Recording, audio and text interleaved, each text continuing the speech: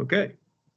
Now we are recording, and so everybody out there who may be online with us, this meeting is being recorded. We also have a court reporter present who will take minutes, who will take the transcript of the meeting.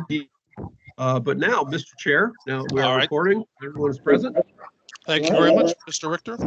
All right, this time I would go ahead and call the June 24th, 2021 meeting of the Ohio Elections Commission to order. Mr. Richter, if you'd be so kind as to take the roll. Ms. Tavares? Present. Mr. Romer? Here. Ms. Cunningham? Present. Mr. Norman? I am here. Ms. Kaufman? Here. Ms. Beatty? Ms. Beatty. Let's try that. Mr. Beatty? Here. There we go.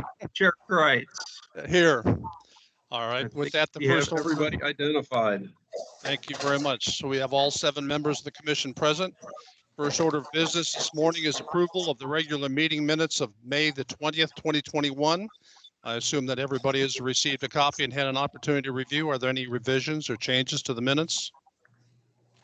If not, I'll entertain a motion that we approve. So moved. Tavares. Second, Brommer. Second. All right, we have motion that's been duly seconded to approve the regular meeting minutes of May 20th, 2021. All in favor of the motion signify by saying aye. Aye. Aye. Aye. Opposed, same sign. Motion carries unanimously. Next item on the agenda would be case number 2020D-023 and 2020G-027, Obrensky versus Cleveland's Future Fund LLC et al. Coming on for an update, Mr. Richter. Yeah, Mr. Chair, members of the commission, this is pretty simple. If you may recall, at the last meeting, we accepted a consent decree on this matter, wherein there were some activities that need to be conducted by counsel for both the complainant and the respondent. Shortly after the meeting ended last May, Langdon passed along information to me that showed that he had done what he needed to do on behalf of the respondents. And then about a week or so after that, Mr. McTighe submitted a motion to dismiss the matters. So the matters have been dismissed. Yesterday, Mr. McTighe contacted me by email with a note that just said each party hereby represented have complied with the terms of the settlement agreement. Therefore, the matter is resolved. And so even though I see Mr. Klinger here on behalf of concerning that case, I don't think we need to hear any more from him. Everything is resolved and the matter is open. And so having acknowledged that, I think we can then move on to the next item on the agenda, Mr. Chair. All right, very good. So no further action is needed. No further action is needed, Phil. Is that what you're suggesting? No, we essentially accepted it last time, just said, hey, give us, complete everything and then give us an update at the next meeting. I just gave you the update. That's good. Mr. Klingler, is there any reason, do you want to respond in any way? No, thank you. Okay, very good. Thank you. All right, then that matter has been resolved. Thank you very much, Mr. Richter. Next item on the agenda is advisory opinion. Derek Klinger Esquire, purchase of books as campaign expense in connection with case 2021 ELC-02. Approval of an advisory opinion. Mr. Richter? Yeah, Mr. Chair, members of the commission, I circulated an advisory opinion to you that I had drafted. The request came from Mr. Klinger, Mr. McTighe's office. After reviewing the materials that were specifically included, including a rather lengthy memorandum, which I circulated to all of you, and that it reflected a lot of reliance on federal law and how the FEC has allowed this circumstance to take place. I wrote an opinion on behalf of the commission to interpret Ohio law that essentially said, yeah, you can go ahead and do it, and laid out the parameters for how you could go about doing it. Mr. Wolf got back in touch with me concerning a little more specificity to item 3. I apologize for being a little late in getting back to that, but I did it yesterday. I recirculated it to everybody. Essentially, I think I have it. Give me a second here. Maybe I don't.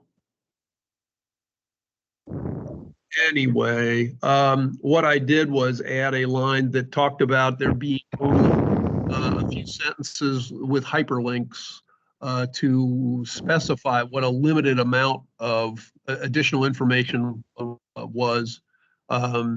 Circulated that to everybody yesterday. I also circulated it to Mr. McTighe, who gave his consent or his understanding of it and his agreement to that. So anyway, that's kind of where it stands. If there's any other questions, concerns, we can certainly discuss that. Mr. Klinger is present, and so we could potentially hear from him if the commission desired to do that. But other than that, I think the advisory opinion is ready for. Thank you, Mr. Richter. Mr. Klinger, is there any comments that you'd like to make? Any additional comments? Nothing additional, but I do just want to thank the commission for its time and consideration of the request. All right, thank you. Questions, comments, remarks by the commission?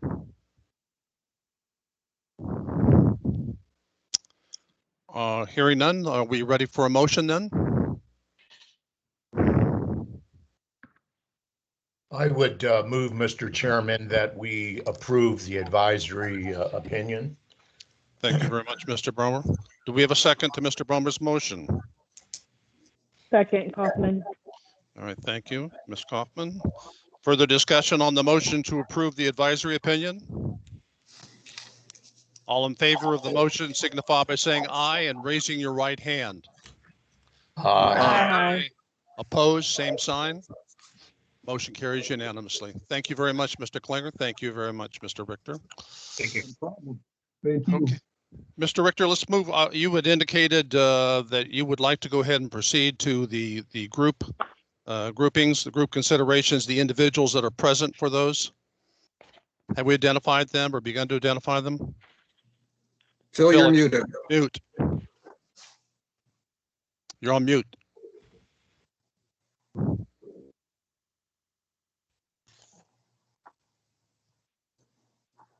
I was muted. I don't know how that happened, but I apologize.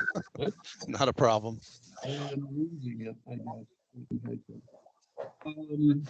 Considering I know they are present, the first cases that I would call up are 2021 R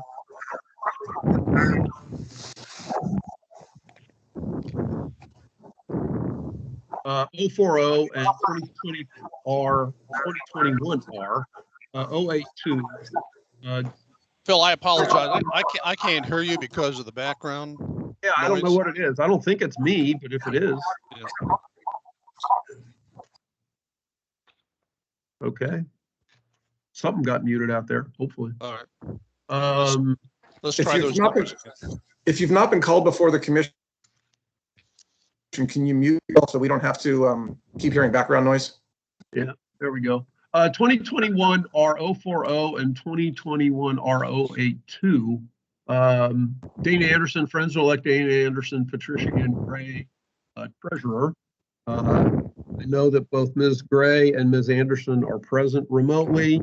This case was actually 2021 R040 was on the commission agenda at the last meeting. It was continued to today's meeting to give them an opportunity to file the report, which I understand were filed. Aggravating. I'm looking at my notes and it's not quick. I know they were filed. I talked to the staff at the, let's see, there it was, June 11th. And my recommendation to the commission, along with knowing that the reports were filed, there was no response submitted, but Ms. Anderson and Ms. Gray are present today. My recommendation, based on there not being a response present, is to find that there's a violation because the reports were late, but to impose a fine of $150. That could change depending on the nature of the statement. I don't know who wishes to speak, Ms. Anderson, Ms. Gray, or both, but Ms. Anderson, I can see I don't think you're muted anymore. Please go ahead and tell the commission about the circumstances. Mr. Richter. Do we need to swear the witnesses? And Mr. Chair, Go ahead, Ms. Cunningham. I just want clarification. Are you saying a fine of $150 in each case or $75 in each case for a combined fine of On the $150? consolidated cases. Okay, One so one 150 fine, consolidated. Chair, I can barely hear. I thank you, Ms. Tavares. I'm having the same problem, Phil. I can barely hear. Yeah, okay. Is that better? That's better from my standpoint. Yeah, it would appear Better somebody, for me too. yeah, somebody, Do you have the capacity to mute everyone until they're speaking? I have been trying to mute everyone that I see that is unmuted and does not need to be. I just keep hearing a noise like somebody's breathing into a microphone. yeah. I believe that's Mr. Kreitz. Well, we've done this many times with Mr. Kreitz and never had the issue with Mr. Kreitz. I'll be glad to go ahead and mute, except when I'm speaking. We'll see if that helps. I don't think that's it, but okay. All right, Ms. Anderson, your case has been called before the commission. If you would go ahead and mute yourself and make a statement to the commission that explains the facts and circumstances of your case. Okay, I'll let my treasurer go forth, Miss Pat Gray. She has all the information. Good morning to the commission. Ms. Gray, hold on, let me, Ms. Gray, if you would. Chris, would you highlight her, please? I just did. Okay, thank you. Ms. Gray, would you swear or affirm that the testimony you are about to give is the truth, the whole truth, and nothing but the truth? I do. Thank you very much. Please go ahead and address the commission. Just so we're clear, this is Commissioner Norman. I cannot see her. I don't know if everybody else can. I can. I Yeah. can as well. I Okay. can. Can you see me now? I'm sorry. There you go. Okay. So, all right. Good morning to the commission, and thank you for this opportunity to speak. Unfortunately, I have to be very honest that some of our late submission was due to my not totally understanding some of the documentation that was needed. And so that's why, unfortunately, there were those times when information was submitted late. Our initial submission, I thought, was complete. And then we were instructed that there was other information that was needed. And unfortunately, during the pandemic, one of our reports that was sent in via the U.S. Postal Service, and once again, I take responsibility. It wasn't sent via certified, it was sent through the mail. And unfortunately, during that time, a lot of mail was lost. And so that report was never received, but we were able to submit it again at a later date. And I also want to thank the Cuyahoga County Board because they were very willing to help us get through this. So I, once again, take full responsibility of not having a lot of clarification sometimes on the actual information that needed to be submitted. But we did get everything submitted, and our reports have been, we got a notification that the committee was terminated. So all that was asked of us has been submitted and turned into the Cuyahoga County Board of Elections. So it was a bit, I once again, I have to admit, it was initially a bit of a challenge understanding a lot of what was needed and the format. So that I apologize for. Thank you very much, ma'am. Are there any questions by the commission members of the witness? I just want to make sure I heard correctly. This is Commissioner Norman. Did you say the committee was terminated? I did receive a receipt from the Cuyahoga County Board, and it was on June 4th, and it says termination. Thank you. Any other questions of the witness? Thank you very much, ma'am. We appreciate you being here and sharing your thank you. Thank you, sir. Thank you. All right. Do we have any motion to be made by members of the commission? I just have a question for Mr. Richter. All right, go ahead, sir. Phil, after hearing what you have heard, the committee is now terminated. Does that change your recommendation? Yes, instead of a $150 fine, I would recommend that we still find a violation, but impose only a fine of $100. Primarily is because there are outstanding items the commission is obligated to address. Then I would lower the amount of the fine that I would recommend, again, to $100. All right. So we have the recommendation of the executive director to go ahead and consolidate cases 2021 R-040 and 2021 R-082, find a violation and impose a fine of $100. Is there a motion? Cunningham moved, move Mr. that go ahead. So move, Mr. Chairman. Thank you, Mr. Bromer. Do we have a second? Second, Cunningham. All right. Thank you, Ms. Cunningham. So we have a motion that's been duly seconded that would find a violation as to these consolidated cases and impose a fine of $100. Any further discussion? I have a question. Yes, ma'am. And how do we send that $100 to you? You will receive, I'll go ahead and interject. You will receive a disposition notice from the commission probably in mid to late July after the minutes for this meeting are approved. And then you would pay the amount of the fine after that disposition letter is received, and it would be sent to the Elections Commission at Suite 1350, 77 South High Street, Columbus 43215. It'll be listed on the letter. Thank you. All right. If there's no other further questions or comments by the commission, all in favor of the motion signify by saying aye and raising your right hand. Aye. Opposed, same sign. Motion carries by vote of 7-0. Thank you very much, folks. Again, we really appreciate your presence here this morning. Thank you.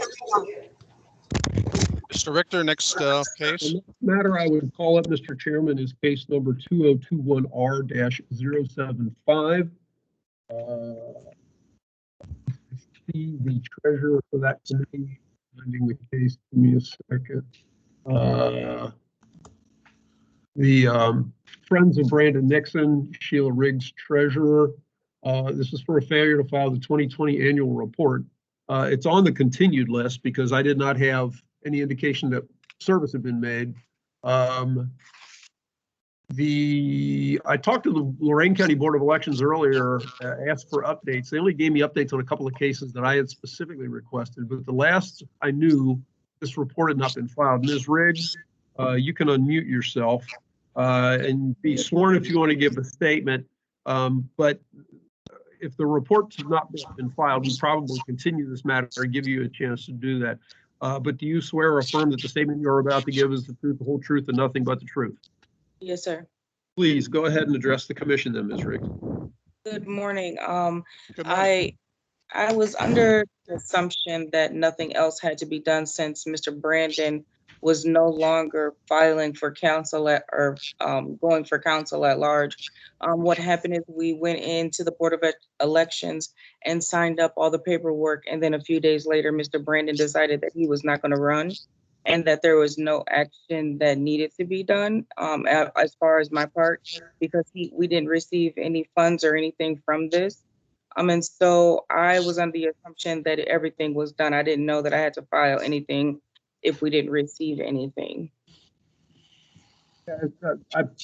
Presumably, I'm guessing at least this was for what I would refer to as a small office, small village council, city council, something along those lines.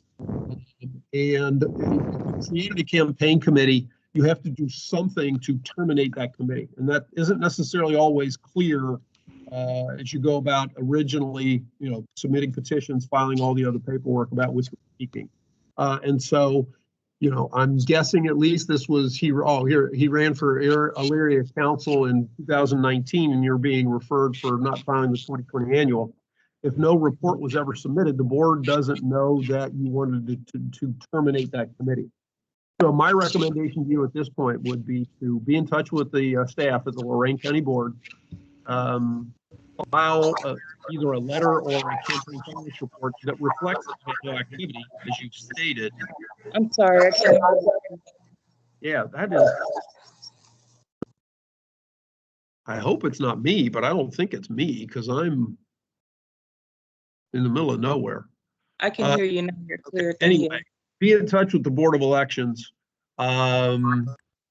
Walk through, I'm sure they'll be able to walk you through the filing process of either filing a letter that requests that the matter be terminated, or at least a cover page of a campaign finance report, and make sure you check the termination block. And then that would allow you to terminate that committee.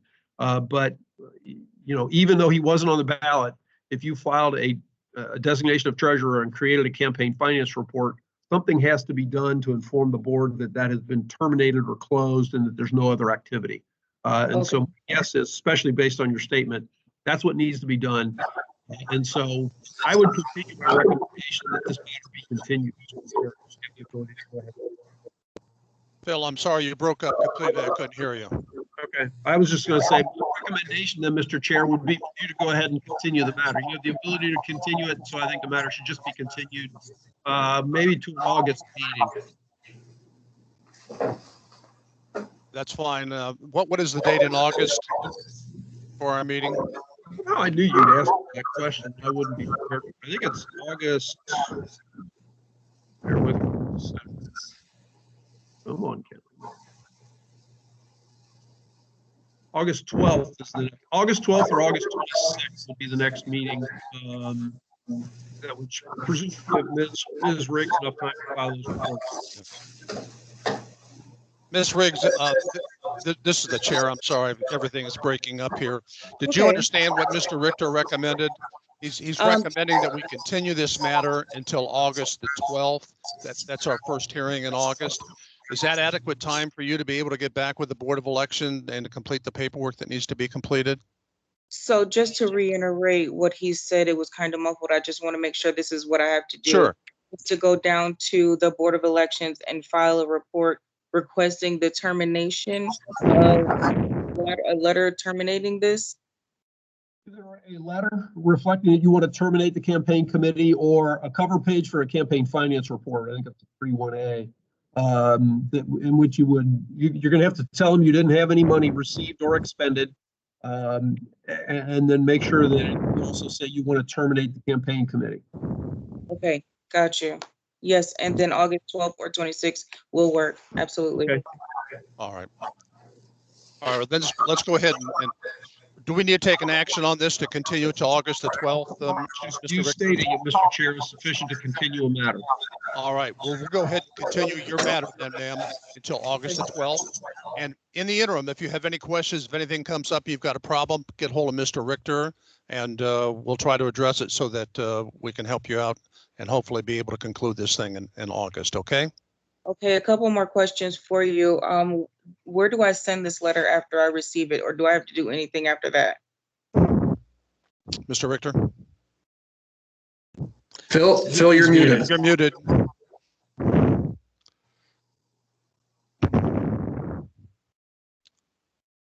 There we go. Sorry. That's okay. You would send the letter. Presumably you have our letter to you since you've come to the meeting. We'll probably also send out a continuance letter, but you would send a letter to the commission explaining the facts and circumstances, similar to what you said a minute ago, to the commission at Suite 1850, Suite 1850, 77 South High Street, Columbus, 43215. Okay, got it. Yes. And just note that it probably needs to be notarized. Yes. Okay. Okay. All right. Perfect. Again, if you have any questions in the interim, don't hesitate to give Mr. Richter a call, okay? And that's the number that I called earlier today, the 466-3205. Yes. Okay, perfect. Awesome. Thank you so much. All right. Thank you very much, ma'am. I appreciate it. Take care. Thank you. Have a good day. Thank you. Same to you.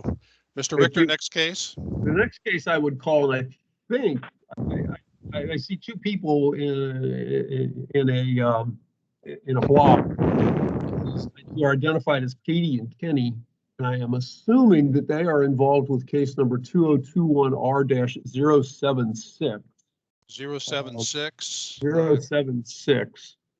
Is that correct? Is that 076 is the Friends of Kenny Oswald, Kenny Oswald Jr., Treasurer Katie Keys. Is that the two of you there? You're muted, so unmute yourselves, please.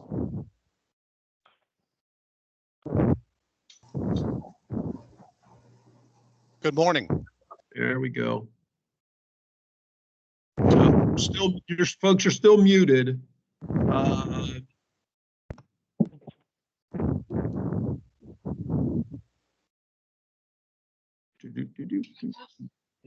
Can you hear us now? Okay, there we go. Yes. Thank you, sir. I'll introduce the case. This is for a failure to file the 2020 annual report. A written response was submitted. I got that from you, Ms. But in talking to the Lorraine County Elections today, the report has yet to be filed. That's correct.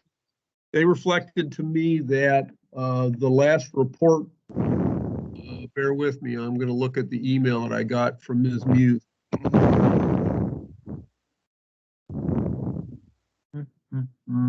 The last report indicated that you had $1,611 in your account and was filed in December 11th of 2019.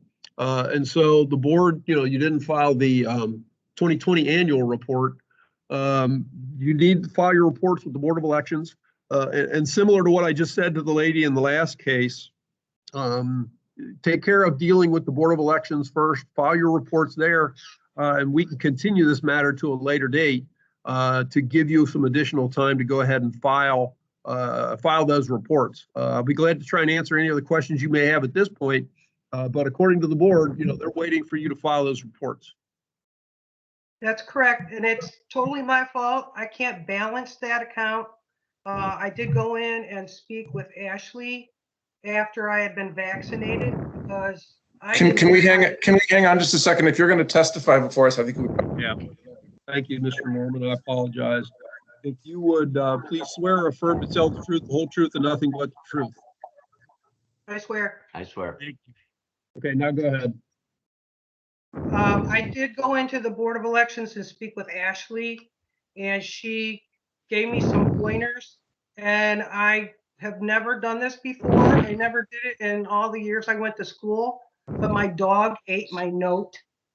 And I then tried to recreate the information that Ashley gave me because she went on maternity leave right after I spoke with her, and I still have not been able to do that. Okay, so what information do you have from the campaign, from the campaign account, the other campaign finance reports? Like I said, the board said the last thing was filed was December 11th of 2019. I presume that was a post-general election report, and nothing has been filed since. Correct. The account is still open. There's still money there. You have information on that. How much do you know? How much money's in the account? No, because I can't balance. No. If you go to is there money in the account? Yes. If you go to the bank, how much is it going to tell you is there? Oh, I have no idea. I got it. Can you hold on 1 minute, please? I thought we, before you were sworn in, it was about $1,600. That's what the last campaign finance report said, according to the board, and that's why I was. We currently have $573.96.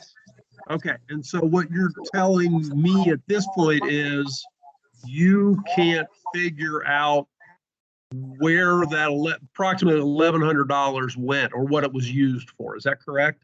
No, I have documentation about what was spent, but I can't balance my report with my checking account. Okay. Here's my recommendation to you. Do the best you can to work with the board to file an updated report, file an annual report, and do your best you can under the circumstances. We have dealt in the past with situations like this where reports, are out of balance. And if a request is made to the commission to declare you in compliance after you've used your best efforts to try and understand the problem and work through the Board of Elections, we can do that.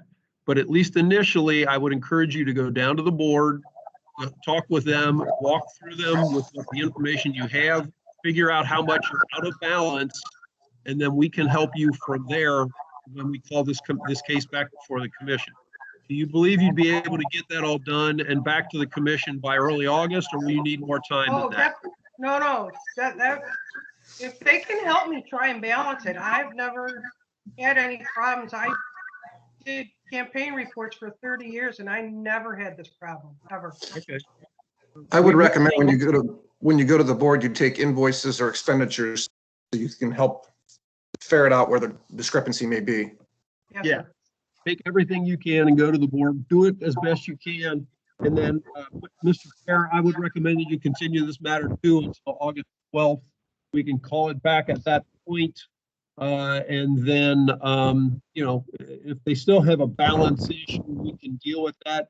Maybe they, you know, with the help of the Board of Election staff, they'd be able to balance the report properly, bring it into compliance, and we'll deal with it. That's fine. Do you understand, ma'am, what we're doing? Yes, sir. We're talking about continuing this matter to August the 12th, to give you an opportunity to try to put together your paperwork with the Board of Election. And then we'll call the case back. And of course, if anything comes up in the interim, you've got a question about process here, just give Mr. Richter a call, okay? Okay. Thank you very much, ladies and gentlemen. I appreciate it. Thank you very much, folks. So this matter is now continued to August the 12th. Next matter, Mr. Richter.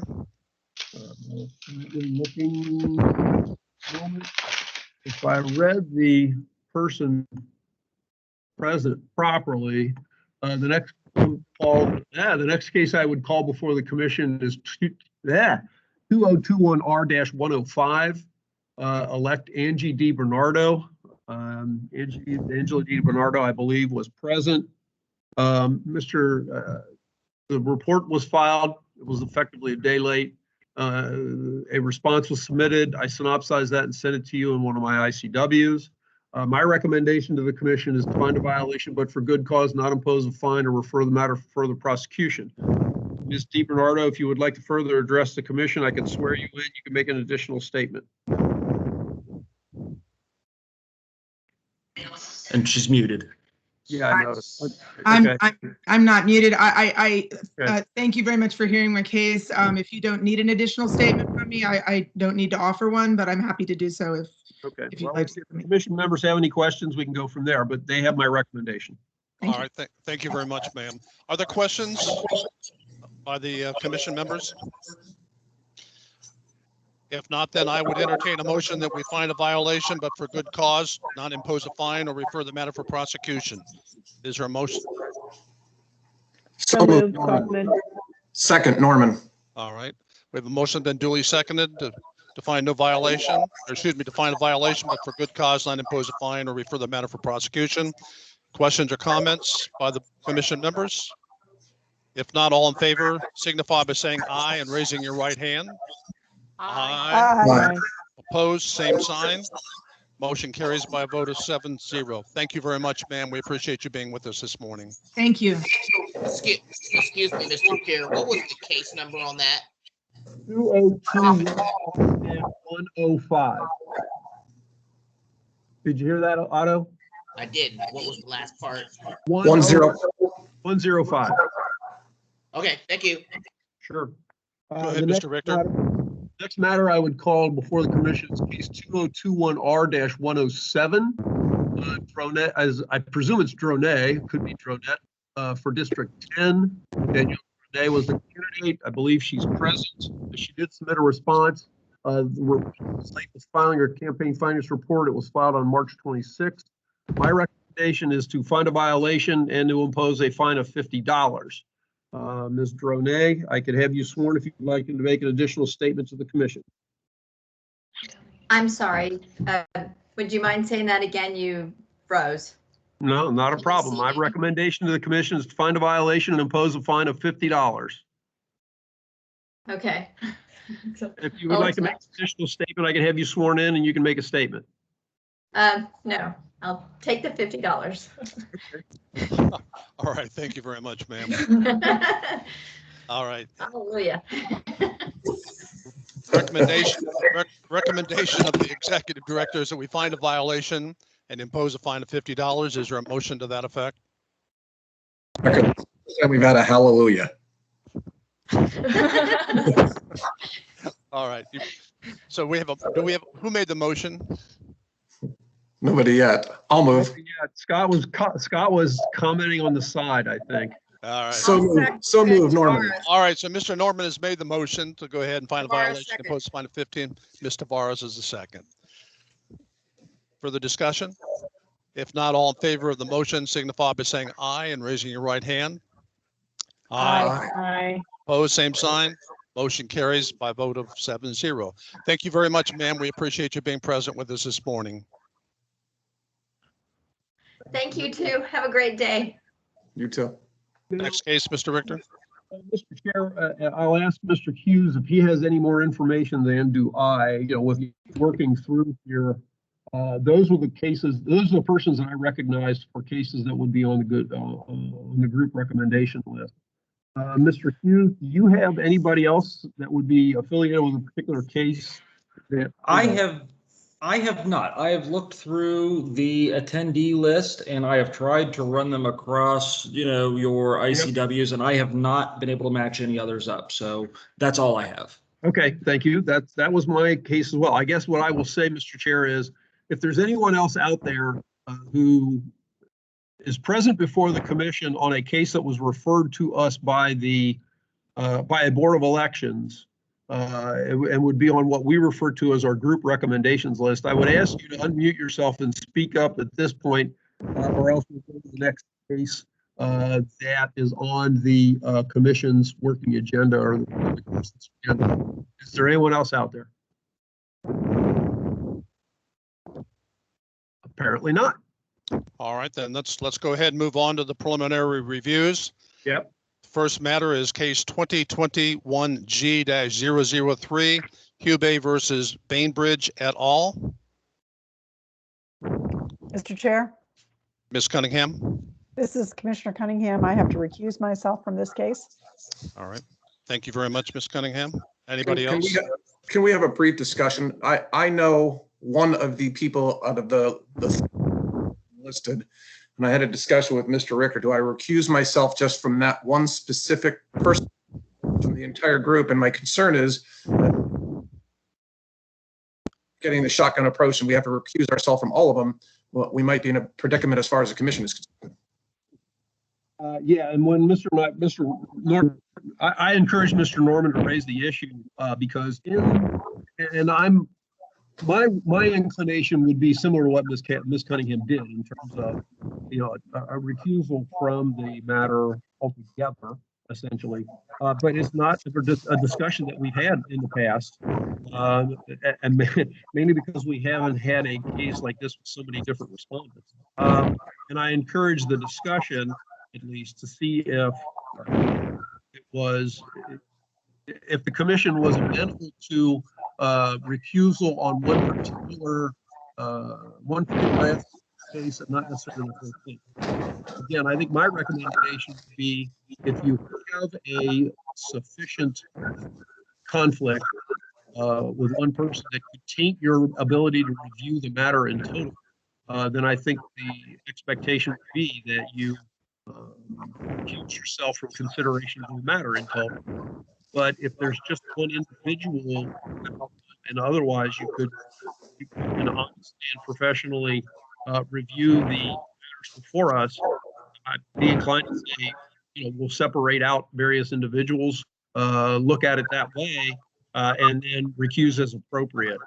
I'll take comments from the commission as to what they believe might be a best approach. Is there an issue, Phil, simply because we only have one case? I mean, we don't have individual case numbers. This has all been filed under one case number. And so I think that that's a different situation than if you would have 5, 6, 7, 8, or 9 separate cases where you could go ahead and back one of the cases out and treat that with a recusal and then handle the rest of the cases separately. I don't disagree with you in that regard, and that's kind of where I come from in terms of thinking that the best approach is, a recusal from the matter. But I wanted to at least entertain the conversation and see how the commission wanted to approach it. My concern is if somebody were to get wise want to obfuscate the rules, they could find out potential conflicts to it so that we create a quorum here as a commission by doing the very same approach. My view is, I think if it's filed as a single case with multiple defendants, you're recused from the whole thing. If you have one conflict, you've got a conflict of the case. If you want to bifurcate the case or separate it, you're going to have to present evidence twice as appropriate to the individual defendants. I don't know how otherwise you avoid it. I mean, there's in legal proceedings, either you're recused or you're not for the whole proceeding. You can't pick certain parties and be recused as to some and not others. Most of the participation, even in public records law, would say, you can't participate in deliberations or anything if you have a conflict or a conversational discussion. So I don't think you could just selectively choose a defendant unless you're going to file a separate matter as to that defendant and present separate evidence as to that defendant. That's sort of my own view of what I would say about it. Yeah. As a practical matter on this particular case, with the 2 abstentions, we still have a quorum to be able to move forward, correct? That's correct. Okay. If you're voting for Ohio Supreme Court Justice. I think that's somebody talking in the background, not us. I think it's Jesse Belmert. Well, so I think the decision is not the board's decision. It's unquestionably yours, Mr. Norman. If this is an issue that we fear may come up in the future again, possibly as a tactic, then I suggest that maybe somebody have a call with the Ohio Ethics Commission and run that by them and get a better feel for it. But the decision's yours, Mr. Norman. But I think we have to treat them all at one. I need to recuse myself. That's fine. And again, that is probably what I would recommend, but I thought it was appropriate to have the conversation at least to discuss the general circumstance. So Mr. Norman and Ms. Cunningham recuse themselves from consideration of this matter. Mr. Chair, remaining members of the commission, this is case number 2021 G-003, essentially an independent expenditures case brought by Scott Hubey. Mr. Hubey is present. There were a multitude of respondents in this case. If the commission members looked at my outline of the matter, which laid out the essential allegations and the statutes, we got a variety of responses that essentially were all of the same nature. I have a recommendation. First off, Mr. Chair, Mr. Hubey withdrew 4 persons from the matter: Brian Bainbridge, Rihanna Ferrari, Barbara Racy, and Nicole Sims. And so, Mr. Richter, is that with respect to the initial complaint or to the initial complaint and the amended complaint? It's to the initial complaint, and I'm presuming then an amended complaint. Although I know those names were included on the amended complaint, but I believe that was a withdrawal in general. And then I had recommendations, based on the written materials submitted, complaint responses, etc., that I have listed out on my recommendation sheet. You can all see those. There were certain persons that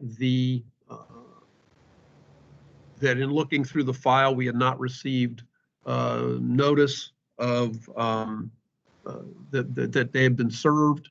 And then there were 5 persons that Mr. Hubey wanted to include in an updated complaint, an amended complaint. Those persons have not been notified. I have moved the matter before the commission on this date. It was previously noticed in an effort to try and see if we could resolve it as it related to some of the persons that have submitted responses. I didn't want to see it languish further for their benefit if they were truly not involved, as they had indicated. There are persons present here physically with me, Mr. Kreitz, I'll let you know that. The commission may want to hear from some of them. The commission may also want to hear from some of the other individuals that may be present remotely. I am not sure who some of those may be. Some of them may be identifiable. But certainly, Mr. Chair, if the commission would like to proceed further, I can swear Mr. Hube and he can address the commission on the nature of his complaint if that's how the commission would like to proceed. I think that would be fine, Mr. Richter. I think, though, to make sure the record is perfectly clear that the individuals that are present with you this morning, can you at least identify them by name so that the petitioner knows who's there that we can't see? Well, I know Barbara Racy and her counsel, Attorney James Marlin. You're just with them, okay? Ms. Racy, who was withdrawn from the matter, and Mr. Marlin are present here with me. And so I have not looked through the list of other attendees remotely. There may be someone there. At some point, Mr. Chair, I think we could ask Mr. Hughes if he's done a better job of trying to identify those folks, because he could do that while, separate, distinct from me trying to run the meeting from here. Sure. And so anyway, I'm going to go ahead and swear Mr. Hube to get the process started. Mr. Hube, if you would, please swear or affirm that what you are about to say to the commission and the testimony you're about to give is the truth, the whole truth, and nothing but the truth. I swear. Thank you very much.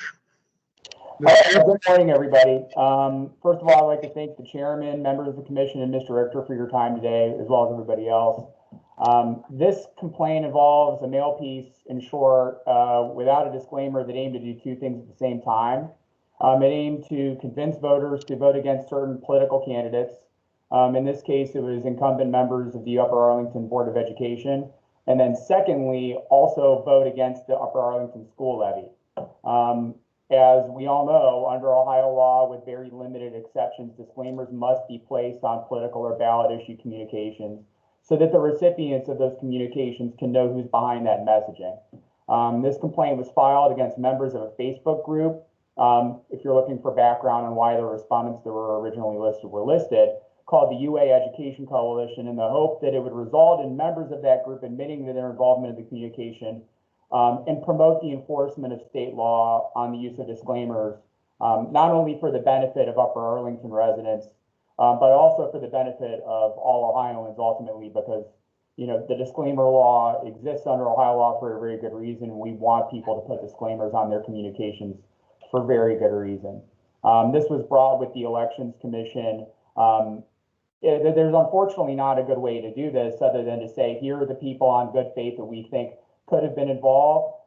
Some people are going to say that they weren't involved. I had 4 people reach out to me personally and say, through their representation, and say they weren't involved. And they submitted notarized statement saying that they didn't have anything to do with it. And if that's the case, then that's fine by me. So I withdrew them from the case. It sounds like a lot or all of the people that also responded to the Elections Commission also said they didn't have anything to do with it. So from my perspective, I don't really know if there's anywhere else that this could really go from an investigation perspective. But and if nobody said that they had anything to do with it, then I would advocate for it to be withdrawn, at least with the members of the respondent group that responded and said they didn't have anything to do with it. But other than that, nothing further from me.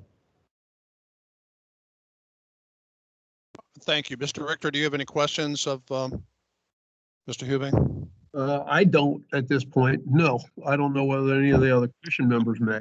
Going to ask commission members right now. Any commission members have any questions? I do have a question if nobody else does. I'm curious. Obviously, the affidavit that you filed has to be on personal knowledge. What information did you use to go ahead and identify the people that you included as the respondent in this particular case? What evidence of personal knowledge did you have? Sure. I can have this sent to you personally, Chairman. And I sent there was a packet of, it's a 13-page packet of communications within the UA Education Coalition, where it lists out who the members were of that group. that's fundamentally where the list of respondents came from. And I imagine, some people join a Facebook group and might not actually agree with what's being said within that group. And for those people, they would respond and say, I had nothing to do with it. It's something that could potentially make sense. Other people may have been involved in it. It was a good faith effort at trying to really figure out who issued a communication without really having a better way of doing it. But what I can do is I can make sure that you get the the evidence sent to you directly that backs up the list of respondents. Yeah, again, I want to follow back up on that because I'm very interested in the due diligence that you followed in identifying the people that you named in your complaint. Okay, and it sounds like basically what you did is you took anybody whose name was mentioned on the Facebook page and included them as a respondent in this case. That's right. Did you do any other follow-up other than to take their names off of the Facebook page or pages? No, not with the respondents directly. Okay. Questions? Any other questions by the commission? Mr. Richter, do you have any questions now? Not really, no. I mean, I think we have an understanding of, where the commission came from. I'd be willing to list out my recommendation of dismissals. Like I said, Ms. Racy is actually officially out of the complaint because she was withdrawn from it by Mr. Hubei. I don't know whether the commission would like to take either comment from Mr. Marlin, who was here on her behalf, or not. Mr. Marlin, did you want to try and make a comment to the commission? Okay. What was that? Go ahead, Chair, you go first.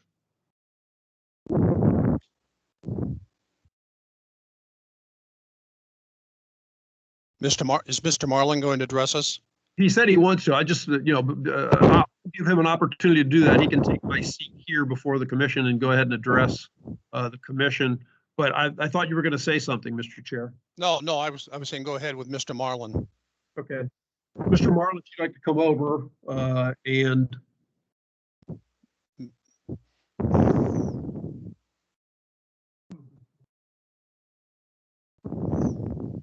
take my seat. You'll look into the camera.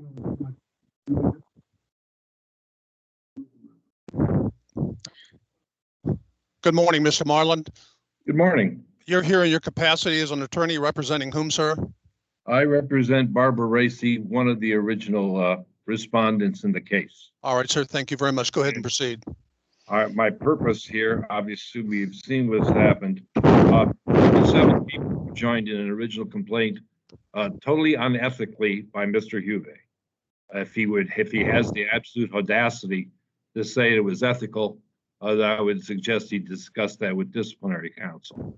However, the commission and we, in particular, are seeking sanctions against Mr. Hubei for the entire cost of our defense, because what he did is just bizarre. One does not, no competent attorney, I don't care if he's out of school one day, would go to a Facebook page and say, I'm going to sue all these people based on something that he has absolutely no basis on.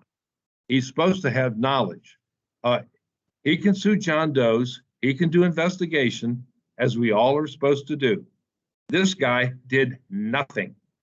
And all he's done is put my client to a disadvantage, put other people to a disadvantage, cost them time and money, cost them stomach upset because they're named in a respondent in a suit, and then he struts along and goes his merry way. And I come here seeking sanctions for the specific purpose that if you just pat this guy in the wrist and say, please don't do that again, all you're going to do is encourage this kind of crap. And it's this kind of crap that bogs down our courts. This is in your hands. You're the tribunal. You have to make the decisions. And I can't visualize anything more frivolous under either Ohio Revised Code 232351 or under the commission's own rules, other than what you see in this complaint. 37 people No real knowledge, just grab some names and go from there and see what shakes out. If that's the appropriate procedure here, if that's what the commission wants and allows, you are the ones that allow it. If you're not going to allow it, this is your perfect case for granting us the sanctions we request and putting a stop to this kind of crap that Hubei is pulling. Now, I don't know if he's got a case against other people. I haven't got the slightest idea, and I don't care. What I care about is, as to my specific client, and apparently to others as well, he had no case, never had a case, never even tried to figure out if he had a case before he sued him. That's wrong, and I don't think you should allow it. I've said my piece. Thank you. Thank you, Mr. Marlin. And any questions of Mr. Marlin by the commission members? Thank you again, sir. Appreciate your time. Thank you. If you don't mind, could I respond to a few parts of that? Sure, go ahead, sir. Sure. So the first thing is, Mr. Marlin is talking about this being a lawsuit, and it wasn't a lawsuit. It was a complaint filed with the Elections Commission. Second, I did have a good basis for listing the names of the people on the complaint that I listed. In fact, his client, and he did receive, because he asked for it, the packet of information that was used to put together the complaint was listed on page 12 as a member of the group. Further, within that Facebook group, they talked about next steps around action involving the UA school board and, you know, the levy and members of the school with political activity. So there's a good basis for why Barbara Racy was listed. Now, maybe Barbara Racy, you know, this is Barbara Hackenbrack Racy. That's a different Facebook profile. I kind of doubt it, but maybe it's a different profile and she had nothing to do with it. That's fine. Maybe she was in the Facebook group and she was just, you know, watching it and having to do with it. That's fine. But to me, the activity that is more serious here is disclaimerless campaign communications that put, you know, members of, you know, people that live in Upper Arlington and frankly Ohioans sitting here not really knowing who's communicating to people about political candidates or ballot issue levies.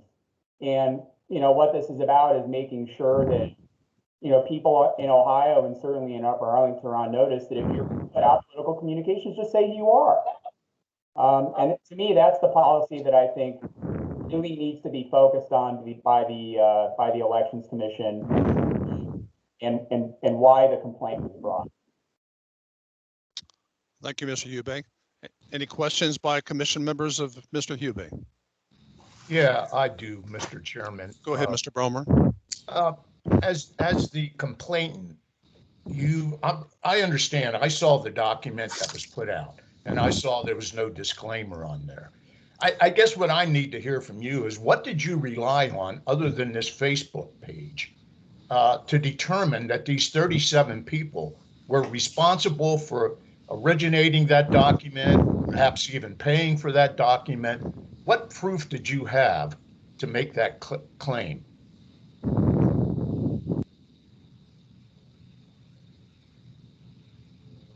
So in the Facebook group, beyond the fact that people were in it, there were communications among members talking about political mail. And I'll make sure again that you have this packet, because I sent it to Mr. Richter shortly before the hearing, and it may be possible that some of you may not have seen it, but there's a back and forth on the mail. And is there, you know, is there need for there to be a disclaimer placed? I mean, that was a question that was asked, and there was discussion about that and next steps on actions against, you know, UA and the school board and members of the school board, et cetera. So in short, that was the reason why there was a good faith thinking as far as that these were the people that were most likely responsible for it, or somebody within it. And unfortunately, I wish this was different, and I think the Elections Commission wishes this was different as well. There's no good way to figure out who is behind disclaimerless political communications other than making a good faith effort, as we did here, to try to figure out who was actually behind it, and then say, were you behind it or were you not? And just say, you know, respond to the Elections Commission and say, you know, was I a part of it? Was I not? And if you weren't, then we're gonna take that on face value.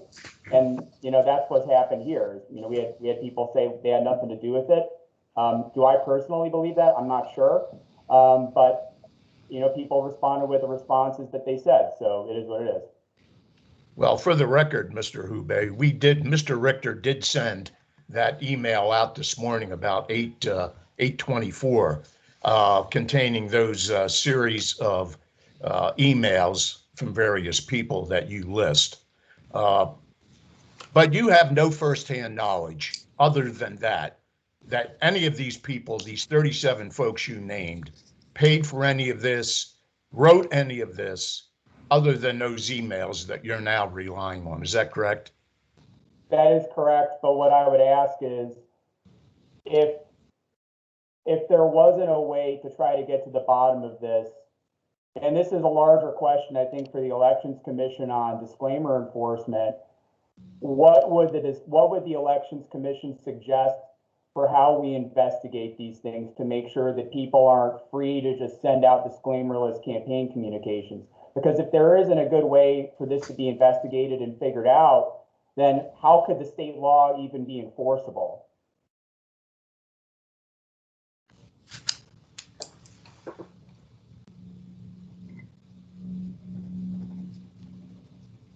That's all I have, Mr. Chairman. Thank you, Mr. Bromer.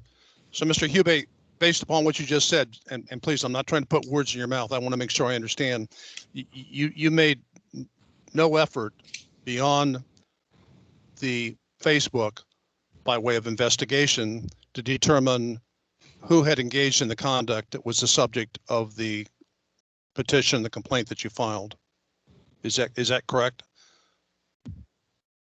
I'm going to say a qualified yes, but the activity that was within the Facebook was indicative of a lot of activity against the Upper Arlington School Board around these issues that were raised in the mailer.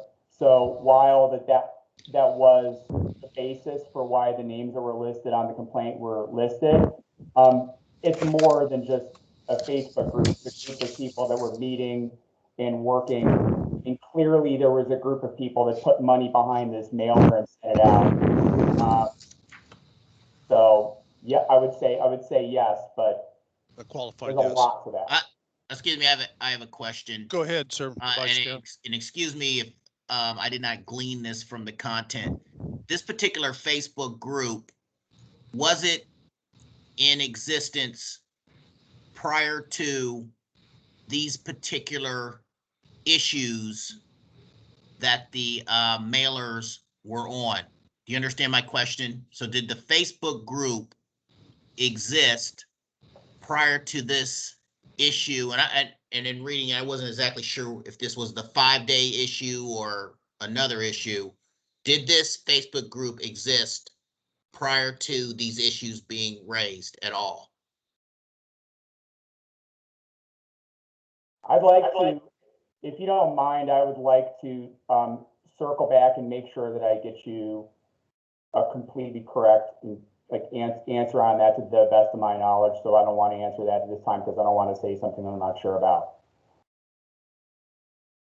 Okay, let me go back real quick. I'm gonna have to shift my computer around and go to, and I'm basing this on the information that you sent this morning.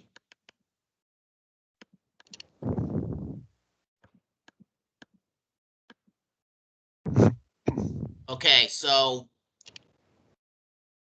the Facebook group that you're referring to is called UA Education Coalition. Would that be correct?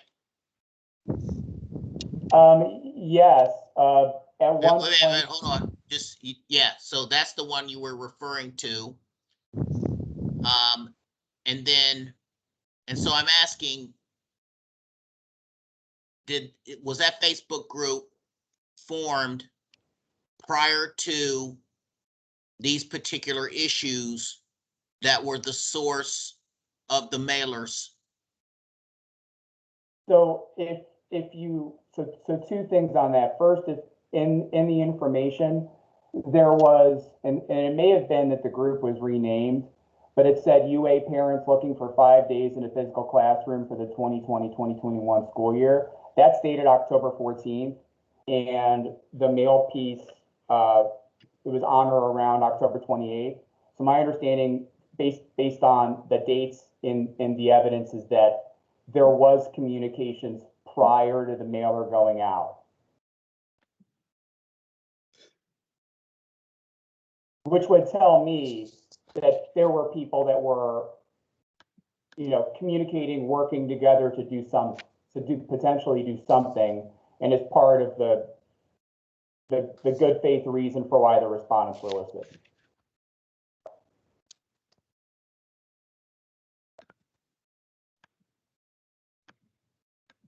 I have a question as well, Please go ahead, Ms. Kaufman. because what I have here says UA Parents Union. So, and it looks like that is the bulk of what I see as far as communication is the UA Parents Union. So are we talking about 3 different organizations or Facebook groups? I mean, it's kind of hard to disseminate what, everything I have says Parents Union, with some of Miss Wood's communication being directed to UA parents looking for 5 days in a physical classroom. And then you said Parents Coalition.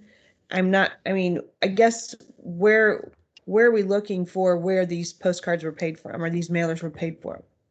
I can answer the piece on UA Parents Union. It looks like, and Facebook organizing can be kind of confusing, certainly even to me. If you look at, it was a Wednesday, October 21st meeting at Carson East Stromboli and Pizza Kitchen. I think the name of the event was UA Parents Union, but if you look lower, the hosts were Brian Bainbridge, so he was the main organizer, and then also the UA Education Coalition. So they were the people that hosted the event, and the event was called UA Parents Union for that particular piece of the organizing that they were doing.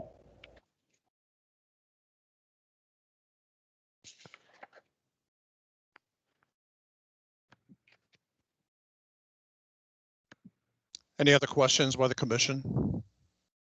But you didn't address where you thought, which of that, the coalition or the 5 days or the union, you to state where you think that the mailer piece was being paid for out of that group. So the basis for it is these people were organizing against the Upper Arlington School Board and members of the school board, and against the levy within this group. And it would make logical sense that they could very well, more likely than not, be the people that were behind the mailer.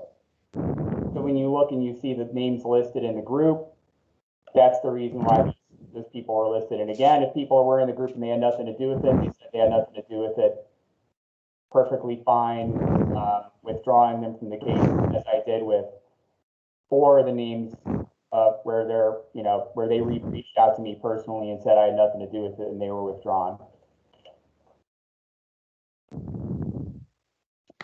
Thank you. Any other questions or comments? Yes, Mr. Chairman, I'd ask our executive director, Phil, on your recommendation, well, first it says that 4 folks have already been withdrawn. I see that. Your recommendation on a slew of other folks is that because of their affidavits submitted, your recommendation is to dismiss those respondents. That leaves us with 5 respondents yet. Is that correct? Well, what it would, let me reopen that would leave us with, looks like 1, 2, 3, 4, 5, 6, 7 persons from the original filing for which we do not have confirmed service. and then 5 people from the amended complaint who would have been added to this matter. I guess it's Corrine, Allie Curine, Andrea Helfrich, Debbie Johnson, Bryce Kerfies, and Kathy Pultz. They have not been served yet. So my question to you is, if we assume that all of the respondents submit affidavits declaring they had no role in this, where does the commission go with that?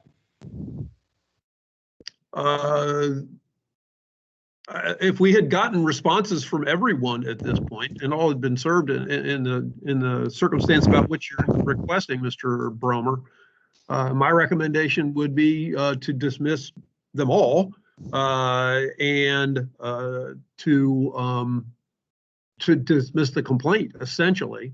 Had we had service and had we had responses from all those folks and the other persons had been noticed. I didn't feel like there was enough time to really get notice out to the other parties that were subsequently added and also keep this date. So I decided to move it forward without sending notice. We could keep the matter alive until such time as we do get service out to those people and follow-up service on the other persons. There has been some follow-up service on a couple. But that's kind of where we would be, I think, Mr. Bromer, if I'm requesting your question, if I'm answering your question properly. Yeah, you are. Thank you. Mr. Richter, I've got a follow-up question to that.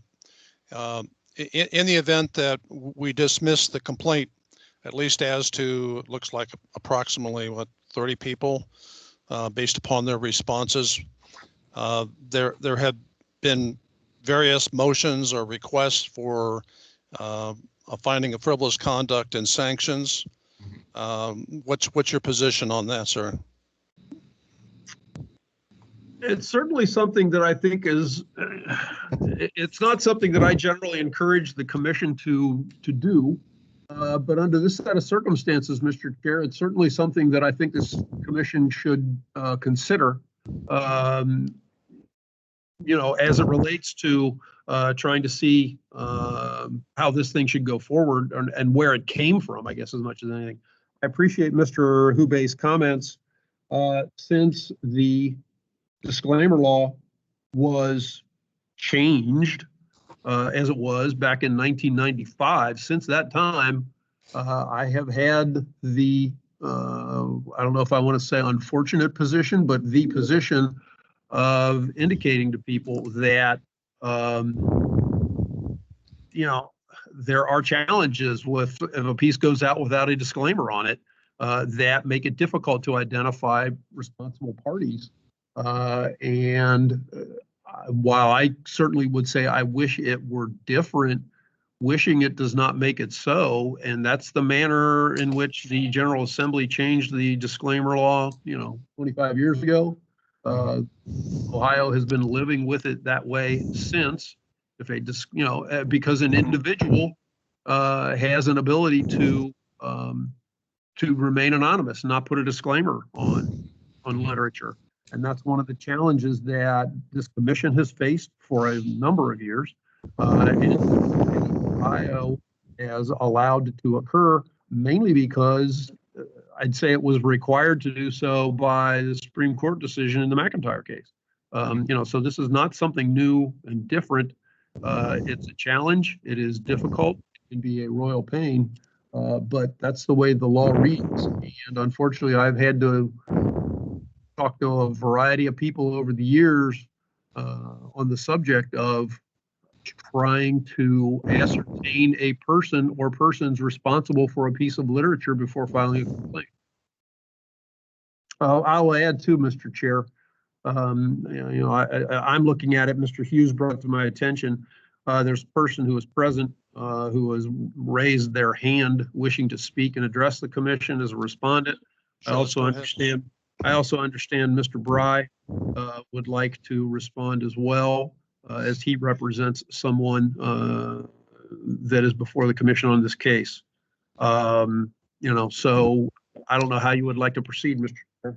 let's take the fact witness first and have them sworn in, and then we'll ask Mr. Bryan as a representative to go ahead and comment. Okay. You want to go ahead and swear the witness, please? Yeah, let me, I'm trying to. There we go. Okay. Is this Ms. Fitzpatrick? Yes, it is. Okay, would you please be sworn? Do you swear or affirm that the statement you are about to make to the commission are the truth, the whole truth? I do. Okay, thank you very much. Mr. Chair, members of the commission, this is Lisa Fitzpatrick, one of the respondents to which I could not confirm that the commission had service. And so she's not in my list of persons to be dismissed. She did, I noticed in this morning's general email that the commission now has available to it, she did submit a responsive email, but I didn't circulate that to everybody because it was simply an unsworn responsive email. Sorry, Ms. Fitz. Go ahead, Ms. Fitzpatrick. I don't really have a lot to say, except that I have no understanding of this mailer, except that I did receive it. I think that this was a waste of my time, that my name was drawn off the internet because I was for my children to get back to school 5 days.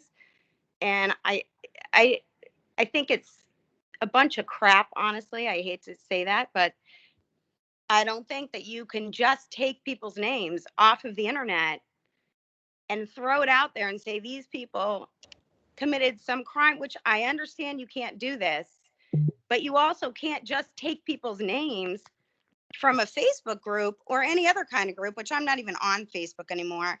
And my Facebook name was used in this. There wasn't even anyone that tried to get my correct name.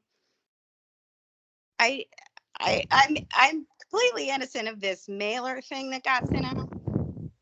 I don't know if you have any questions for me, but I think this is a bunch of crap. Sorry to say it like that. No, that's fine, Ms. Patrick. Thank you. Questions of Ms. Fitzpatrick by the commission? Okay. Mr. Richter, do you have any questions? Nope. All right. If there are no questions, then let's go ahead and listen to counsel. Thank you, Mr. Chairman, members of the commission. My name is Donald Bry. I am counsel for respondent Heather Childs. Heather Childs is one of the individuals who filed affidavits along with a lot of other people saying she didn't draft this, didn't disseminate it, didn't belong to or form a group that drafted and disseminated it, didn't have anything to do with it. And therefore, we're pleased that Mr. Hubei and is in agreement with the recommendation that she and other people who spent time and money to file affidavits got dismissed. What I would like to highlight for the commission, however, is the chilling aspect of having people sued in a proceeding such as this because of speech they expressed on Facebook, speech that Mr. Hubei acknowledges doesn't give him personal knowledge that any one of them disseminated this, but merely a good faith, he claims, basis for believing that they, quote, could have been involved, end quote. And he says there's, quote, no good way to find out who was actually involved, end quote, other than suing all these people, forcing them to hire a lawyer, forcing them to spend time, money, and energy to respond to a complaint when he, as of today, doesn't claim he personally knows any of these people had anything to do with it. And in particular, he wants to sue them all, use the authority of this commission to have this complaint move forward and require people to spend more time, money, and energy, except for those of us who already did that, to respond to an allegation that is not based on personal knowledge, does not purport to be based upon personal knowledge. Mr. Hubei says, well, if we can't do it, we have to do it this way. Otherwise, we can't ferret out the facts. The commission is a creature of statute, of limited jurisdiction. And it promulgates rules, but is bound by the rules that it promulgates. And one of those rules requires complaints by individuals to be clearly set forth the source or basis of the personal knowledge, and not just say we've got magic words and that's enough. The Secretary of State and boards of elections obviously have more ability to do on their own initiative investigations where you don't personally know if somebody has done something wrong. Mr. Hubei does not. His complaint was frivolous, not only as to my client, Heather Childs, but as to everyone. And I respectfully suggest that appropriate for the commission to declare what he has done to be frivolous and dismiss it in its entirety. Thank you. Questions of Mr. Bry by the commission? Mr. Hubay, do you have anything you want to say in response? Yeah, sure. So two things I want to respond to Mr. Bray about there. Number one, this was not a lawsuit. It was a complaint out of the Elections Commission. Number two, there's no requirement that people hire legal counsel to respond to an Elections Commission complaint. As the Election Commission knows, many respond in their own name or themselves to the Elections Commission, and that's part of the normal course of process with the OEC. So that's all I'm going to say there. But as the OEC weighs this, and I think Mr. Richter, brought this up, is that this really highlights an issue that we have in Ohio around enforcement of disclaimer laws, and the OEC should think about how there should be a better way to find out who's at the heart of communications that are disclaimerless, because otherwise the law is going to be completely unenforceable. We made a good faith effort to put this this list of names together. I stand on that. People were involved and they didn't have anything to do with it. I accept their explanation, as does the commission clearly, and I will leave it at that. Mr. Kreitz, I muted you, and so you are muted. You'd need to unmute yourself. Thank you. All right. Sorry. Are there any other questions or comments by members of the commission or by Mr. Richter of either council? No. I should have added earlier, by the way, there are two persons on this list of whom I am familiar, Herb Gillen and Paula Kuntz Gilmore.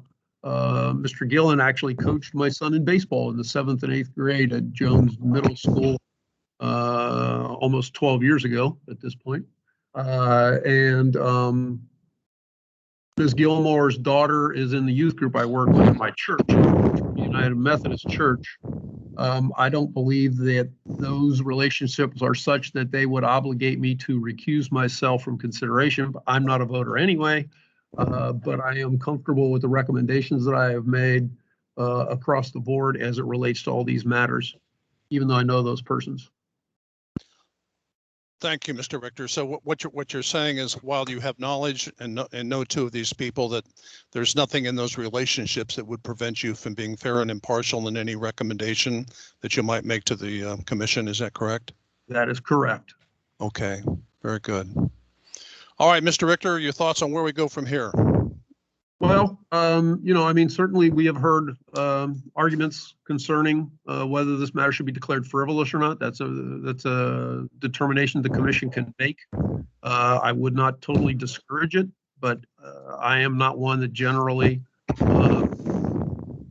encourages the commission to act that way in this set of circumstances. I think it's at least considerable, or at least something that should be considered. I am comfortable with the recommendations I've made as it relates to dismissal. If the commission doesn't want to resolve this matter totally today and keep it forward, we could continue it to a later date, work on notifying the other parties that have been listed that are different from the original complaint filed with the commission.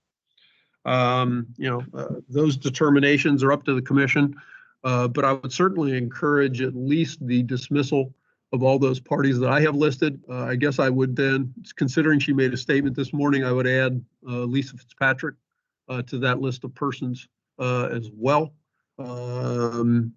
It's really within the commission's determination as to how you wish to proceed. If you believe that there is some element that would allow Mr. Hubay to proceed forward from here to try and ascertain the responsible party for these materials, then we would keep the matter alive. Otherwise, certainly you can either accept the specific dismissals I have listed or dismiss it in general. All right. Phil, Mr. Richter. I've lathered on long enough. No, that's all right. The question that I have is if, and I'm saying if, because that's a commission decision, if the commission makes the decision to dismiss and across the board, or if they selectively decide to go ahead and dismiss based upon with affidavits and responses that have been filed with the Elections Commission, do we then set the matter down for a separate hearing if we are to entertain the question of whether or not the conduct was frivolous and whether sanctions should be imposed? Yes, because we would need a presentation to the commission as to, what the value was of the involvement of the various persons for which we would need to identify, the monetary recompense for the frivolous finding. So that would have to come at a later date. All right. All right. Thoughts of the commission? How would you like to proceed this morning?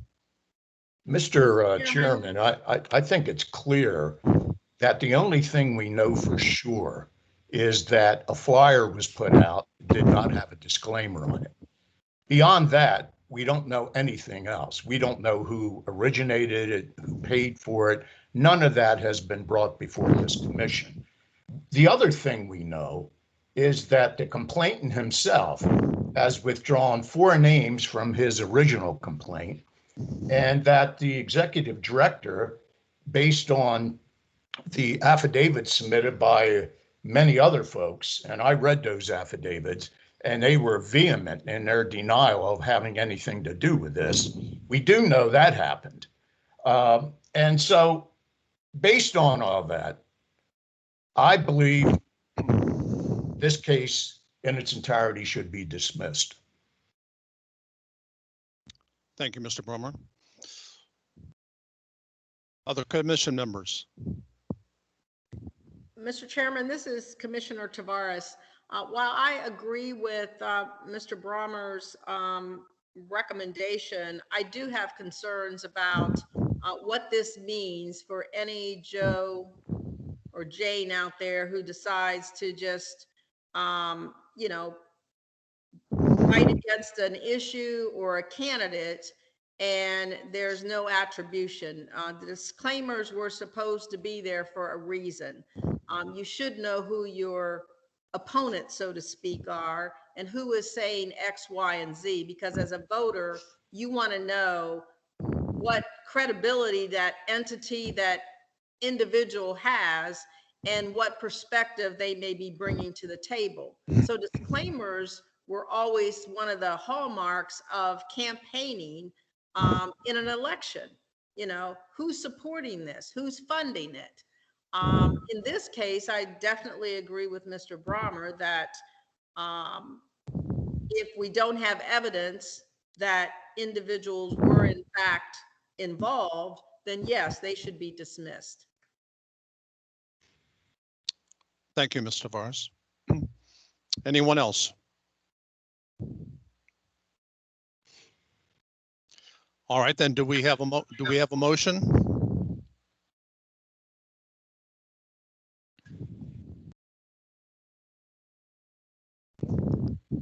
Yes, I would make the motion that in case 2021G-003, that case be dismissed.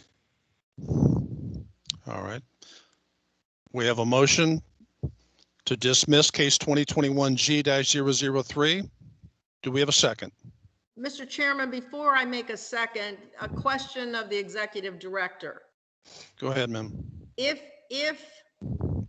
the complainant identifies, finds individuals who in fact have developed these flyers, paid for these flyers, etc., he can bring the case back again, correct? Correct. Yes. Certainly if there is, sufficient identification of a responsible party, the commission has always encouraged the filing of complaints in those kind of circumstances. But, the commission's, the way the commission is established, was established by the General Assembly, you need an affidavit of complaint, you need identifiable parties. And so, if there's an identifiable party, then we have the ability to proceed. Thank you. I had that question as well. And just, I guess I wonder if there is a way for him to ferret out that information, but I do feel that it is important for disclaimers to be placed on materials, to Ms. Tavares's point that you need to know, what you're up against. So I do think that while it has merit that these, that this flyer was produced, I do feel like it has to be, it can't just be a he said, she said, which is kind of where we're at with it at this point. So I had that question as well. Thank you. I'm going to go ahead and second the motion so that we can continue to have discussion on the motion. So Mr. Brommer's made the motion to go ahead and dismiss, and Kreitz has gone ahead and seconded it. Let's go ahead and continue the discussion if there's any to be had. I would just go ahead and second what's already been said by my fellow commissioners. I think the disclaimers play a most important role for all the reasons we've set forth. And I think we take these cases very, very seriously. However, we do have a requirement. We do have a rule that requires that they be related, that the activity be related to an identifiable party, and it needs to be personal knowledge. And I fail to see that in this particular case, and that's my concern. Anybody else before we take a vote? All right, we have a motion that's been duly seconded that would go ahead and dismiss the complaint in case 2021G-003, Hubei versus Bainbridge et al. All in favor of the motion signify by saying aye and raising your right hand. Aye. Aye. Opposed, same sign. Motion carries by a vote of 5-0. The complaint is dismissed. The next question to be had then is whether or not we want to set this motion or this matter down for a subsequent hearing on the issue of whether or not the filing of the complaint was frivolous conduct and whether sanctions are merited. Thoughts of the commission?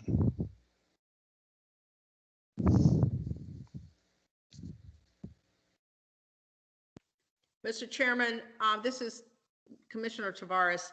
I don't believe that this was a frivolous case. I think the individual and whether the due diligence was enough to find out who, in fact, produced the flyers that he believed based on his writings, based on his appearance today, that these were parties involved.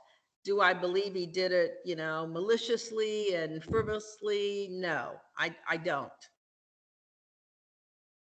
Thank you, Mr. Tavares. Anyone else want to be heard on the issue? Mr. Chairman, yeah, I would agree with Commissioner Tavares. I'm pained by the fact that all these people were named. Had that been me, I would be justifiably upset.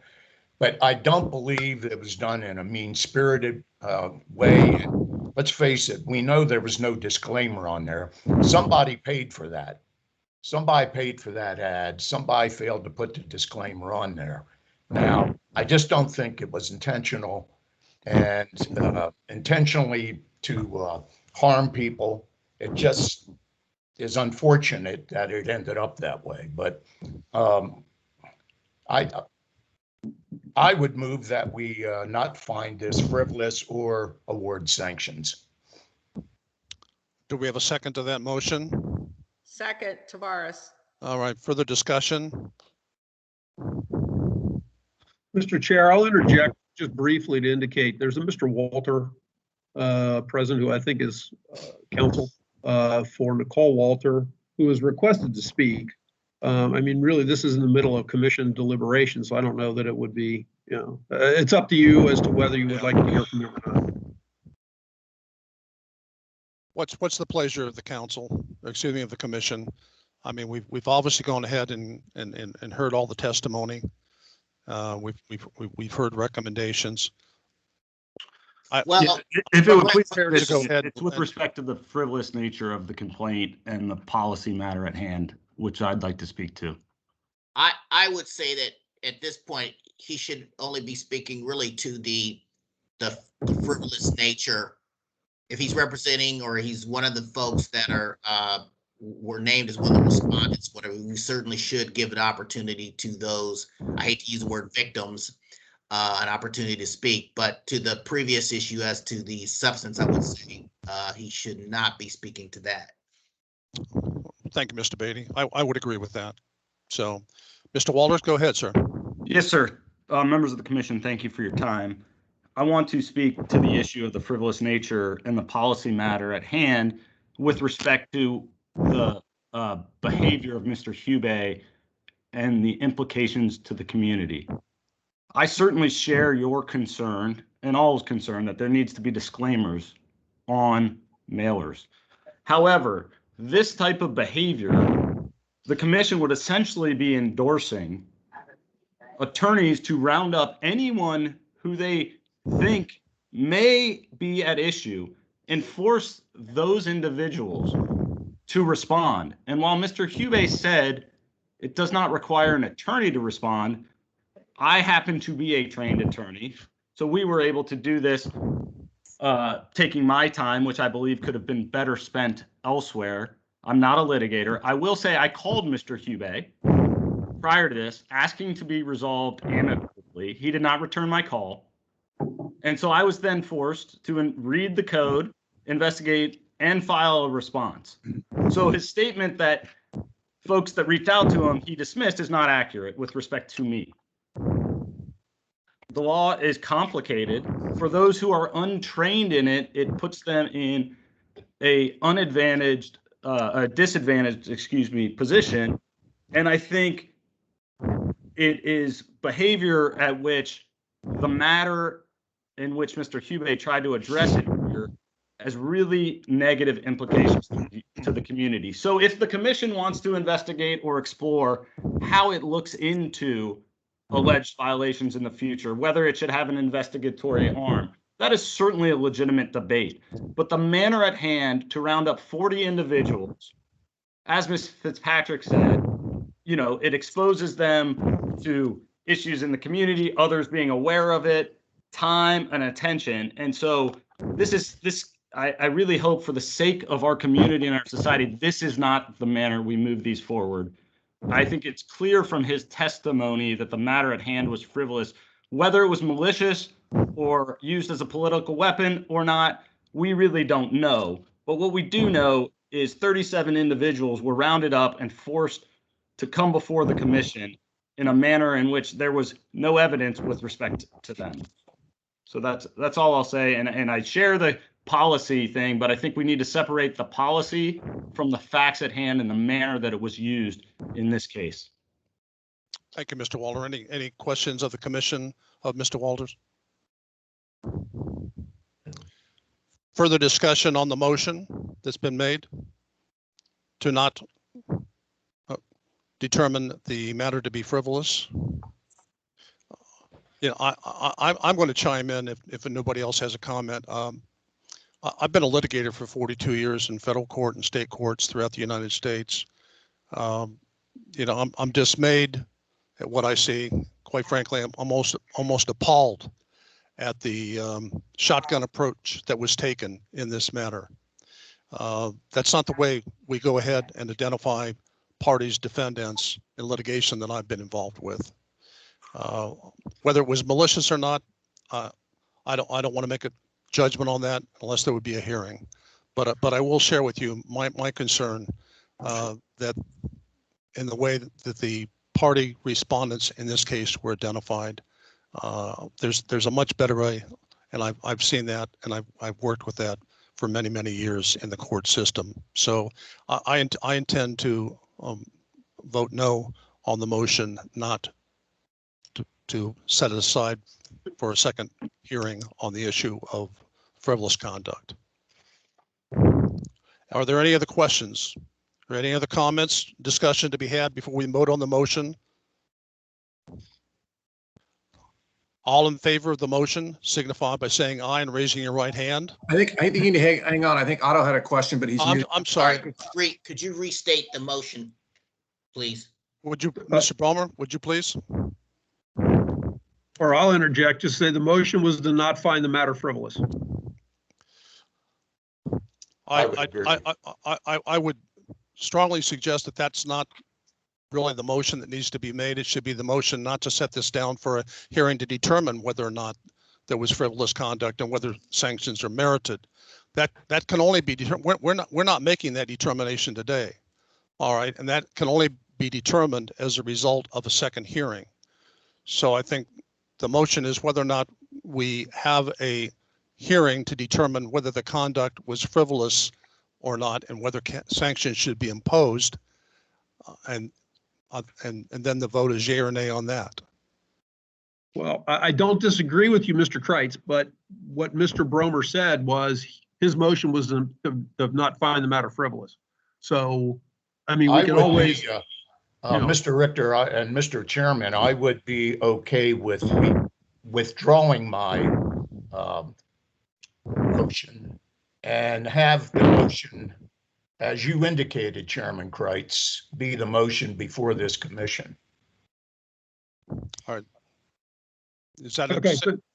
Go ahead, Mr. Richter. No, I was going to say, okay, so Mr. Bromer, please state the motion that you would like to make before the commission.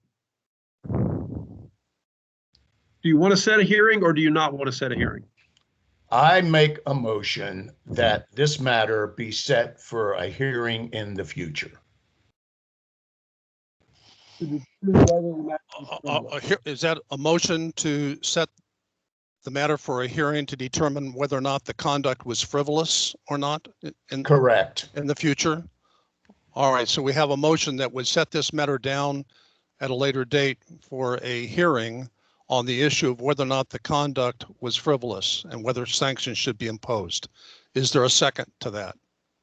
Second, Kaufman. All right, so we have a motion that's been duly seconded. All right, that would go ahead and set this matter down for a future hearing to determine whether or not the conduct engaged in by the petitioner in this case was frivolous and whether sanctions should be imposed. Further discussion on the motion? I'd recommend a roll call vote. All right. Any further discussion? If not, roll call vote, Mr. Richter. Ms. Tavares. Yes. Mr. Beatty. No. Ms. Kaufman. Yes. Mr. Bromer. Yes. Mr. Kreitz. Yes. That motion passes 4-1, as there were 2 people recusing themselves from consideration. It really requires a majority of the commission members to move the matter forward. So that matter did pass by a vote of 4-1. So that meeting will be set in the future. Notice will be sent out to parties. Okay. All right. Anything else in connection with that matter, Mr. Richter? Not that I can think of, Mr. Chair, no. Okay, hold on. I do have one question. So when we say that notice will be sent out to parties, the parties will be all 37 individuals. Yeah, because they may want to have an opportunity to address the issue. Okay, thank you. I just wanted to clarify that point.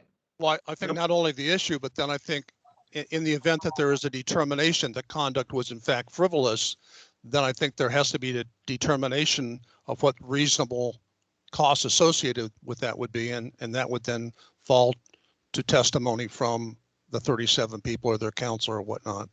Correct. Is that correct, Mr. Richter? Correct. I think that's a fair assessment. Okay. I know I'm not involved because I recuse myself. We also have to consider to make sure that you people who haven't been served. Yeah. Okay. Mr. Richter, is there anything else? No, I'll figure out a date, try and move this forward, depending on what I can when I can notify other parties. Okay. It goes from there. Very good. All right, that concludes the matter of Hubei versus Bainbridge et al., case number 2021G-003. My thanks to counsel and to the parties. We'll move on to the next cases that are currently before the commission.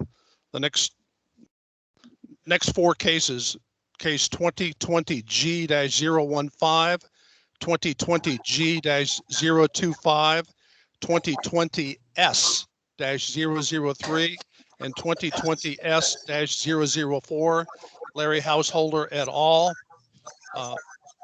Members of the commission, I need to recuse myself because of a conflict, and Vice Chairman Beatty will go ahead and preside over these 4 householder matters. Okay, Executive Director, how would you like to proceed on addressing this? Yeah, I mean, this matter is obviously an extremely complex matter involving many, obviously 4 cases, many parties. Mr. Chairman, somebody's microphone is open that has a lot of feedback. Yep.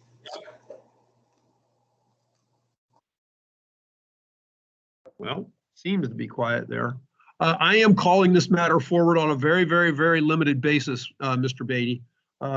There is a continuing federal investigation and a potential hearing, trial, whatever, that right now, my understanding is scheduled for sometime in the fall, although it may proceed later than that.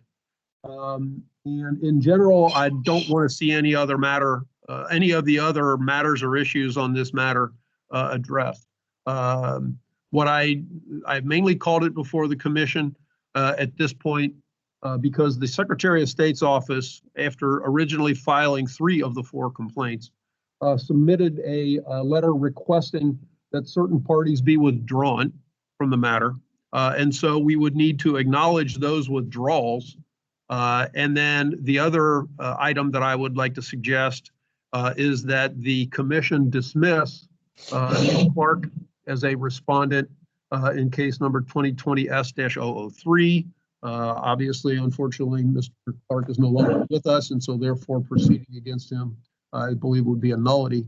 And so, again, I'll read off my recommendation to acknowledge the withdrawal of the complaint submitted by the complainant, Secretary of State, concerning the Ohio House Republican Caucus, the House Republican Campaign Committee, its Treasurer J. Matthew Yustin, Representative 3 as identified in the complaint, otherwise unnamed, Campaign Committee for Representative 3 in the complaint, otherwise unnamed, the unidentified treasurer for the Campaign Committee for Representative 3. And so merely by acknowledging those, we have accomplished that. And then the other thing that I would encourage the commission to do, and it will take an action by the commission, is to dismiss Neil Clark from 2020 S-003. The last thing I would then recommend to the commission is that the preliminary review that we are currently conducting on this matter be continued to a later date. That date yet to be determined based on the ongoing federal investigation. I'll be glad to answer any questions the commission may have. Okay, before setting a motion, is there any commissioners have any questions or comments for further clarification on these matters? I don't. This is Scott Norman, but there was somebody who raised her hand and I didn't know if she had a comment on what we're proceeding now or it had to do with a different matter.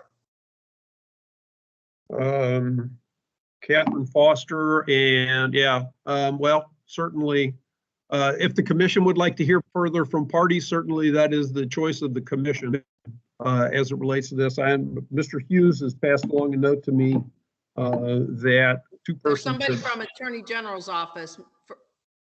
Mr. Blanton. Well, let's hear, as he is one of the complainants, if Mr. Chair, if you'd like to hear from parties, I guess I would say let's hear from Mr. Blanton first, as he is representing the Attorney General in one of the complainants in the matters, although his is just a matter. Okay, I am fine with hearing from Mr. Blanton initially. Okay. Thank you, Mr. Chairman. Thank you, members of the commission. On behalf of Attorney General Yost, there is no compelling reason to kick this can down the road to an as yet undetermined date. Complaint 2020 G025 presents a very narrow, discrete question that this commission can answer without in any way impacting the federal prosecution or investigation. That question is whether Larry Householder, the beneficiary of the campaign account of Friends of Larry Householder, received an improper benefit when $920,000 was diverted from that campaign finance account to pay attorneys representing Mr. Householder in federal criminal in the indictment and also in the similarly associated civil case. This commission is often presented with complex matters that require a lot of unwinding, very nuanced questions of fact and law. We have to untangle things and engage in a lot of consideration to get it right. This isn't one of those cases. The public record in this case tells it all. Larry Householder was charged by indictment with federal racketeering on July 17, 2020. He was indicted for that same crime by a federal grand jury on July 30th of 2020. And on September 2nd of 2020, $600,000 was transferred from the Friends of Larry Householder account to the attorneys who represented him criminally and civilly. That was followed by another $320,000 that was transferred to those same firms on September the 29th. It's pretty clear, folks. This is not something we're going to have to spend a lot of time. This isn't a case where you're going to have to go through and figure out, gosh, those checks to Leonard the painter, was that really for painting campaign signs, or was it really for painting the fence out back? And it's not a situation where you're going to have to look at restaurant bills and say, well, was that really a politically related, campaign-related expense, or was it just evidence of unhealthy love of the chocolate wonder fountain? Folks, this is RC 3517 exists for a reason, and the exceptions in there exist for a reason. And part of the reason is to protect the donative intent and integrity of the election system. These folks did not provide funds to Larry Householder to further his criminal defense. They did not provide funds to him so that he could defend himself against allegation that he engaged in racketeering and corruption. This commission has the opportunity to take meaningful action to restore public trust. And it can do so by examining this very specific, very discrete allegation of the diversion and conversion of campaign funds, making a finding that it did occur, that it was improper, and referring this for prosecution to the appropriate county or city official. All that can be done without implicating other co-conspirators, without implicating government sources, without in any way interfering with the prosecution in this matter. The people deserve answers, and they deserve action. This is an opportunity to give them that without in any way interfering with what's going on outside of this commission's purview. For that reason, we respectfully submit that the commission should proceed rather than continuing this matter to an undetermined date sometime after whatever happens in the federal court case happens. Thank you. Thank you very much. Is there anyone else that needs to speak on this particular matter?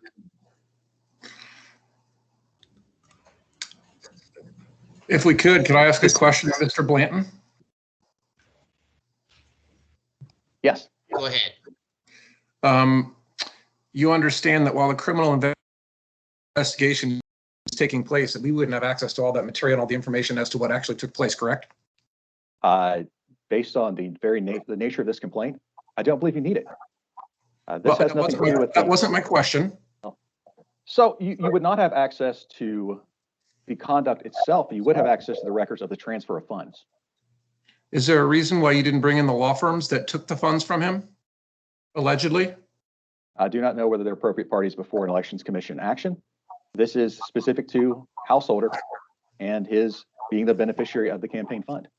Do you believe he has Fifth Amendment rights? As to his transfer of these funds, no, not for this purpose. This is a question of, were the funds transferred? Is he the beneficiary? Are they counsel for him in these actions? There's no Fifth Amendment implication. Okay.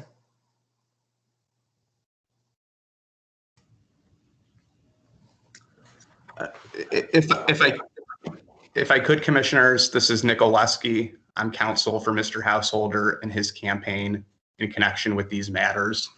I would just concur in the recommendation of Mr. Richter that all of these complaints that have been filed against Mr. Householder, his campaign, and others be continued until sometime after the federal criminal case is resolved.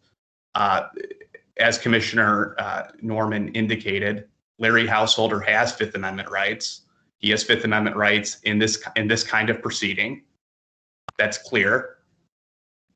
And, you know, this commission, the Attorney General, the Secretary of State, you know, they don't have access to any of the materials from the federal criminal case.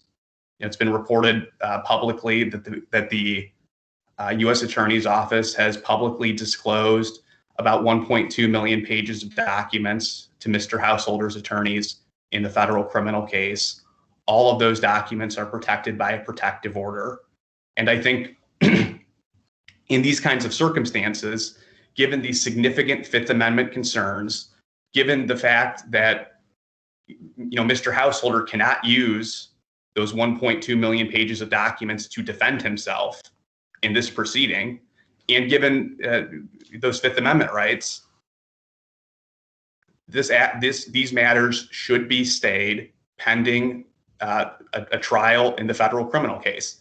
And as it relates to you know, Mr. Householder's alleged use of campaign funds to fund his criminal defense, I think that's part and parcel with you know, the merits of the federal criminal case.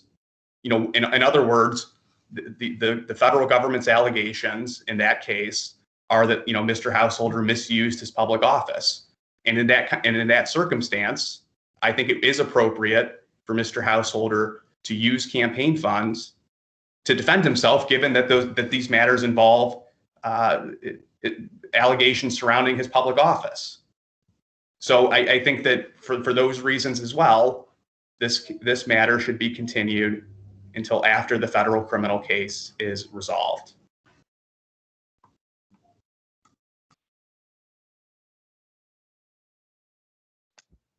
Are you finished at this point? Yes, thank you.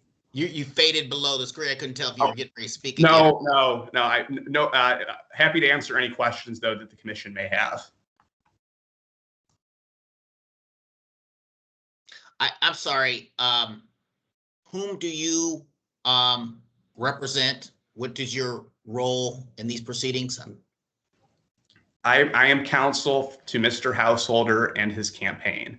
I guess to be clear as well, I also represent Mr. Householder in the federal criminal case as well. Okay, thank you very much. There appears to be one other group that wants to make a comment. I'm about to highlight them, and we can hear from, I believe, come on screen, work. I believe it's counsel for Mr. Borges.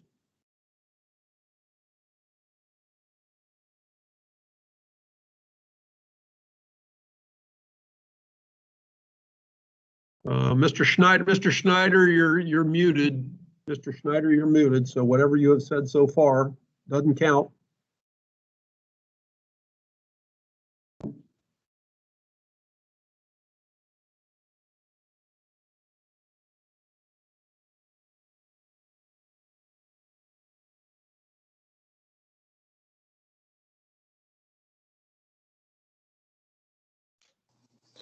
Am I the only one not hearing anything? No, they're muted. I don't hear anything. Okay.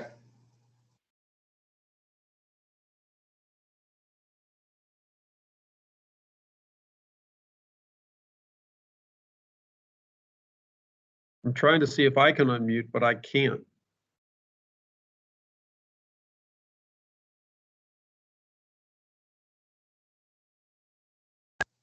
I don't have video of him. Does he appear to be speaking? He was initially. I do have video. There's 3 gentlemen present. You know, I highlighted them, but for some reason they're muted. They can't seem to unmute somehow. Maybe we can have Chris send a chat to them saying we can't hear you. You need No, to. I think they know that, and because I think they can probably hear us. But okay. Yeah, they're figuring out a way to unmute themselves currently. Thank you, Chris. You're welcome.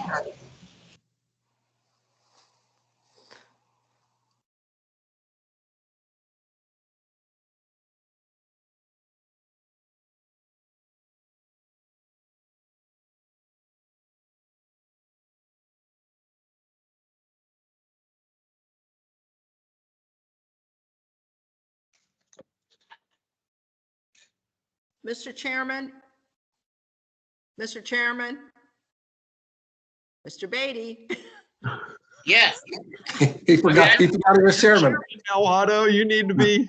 Yeah, I was going to ask, can we go ahead and move along with the recommendation of the executive director to remove Mr. Clark from the proceedings?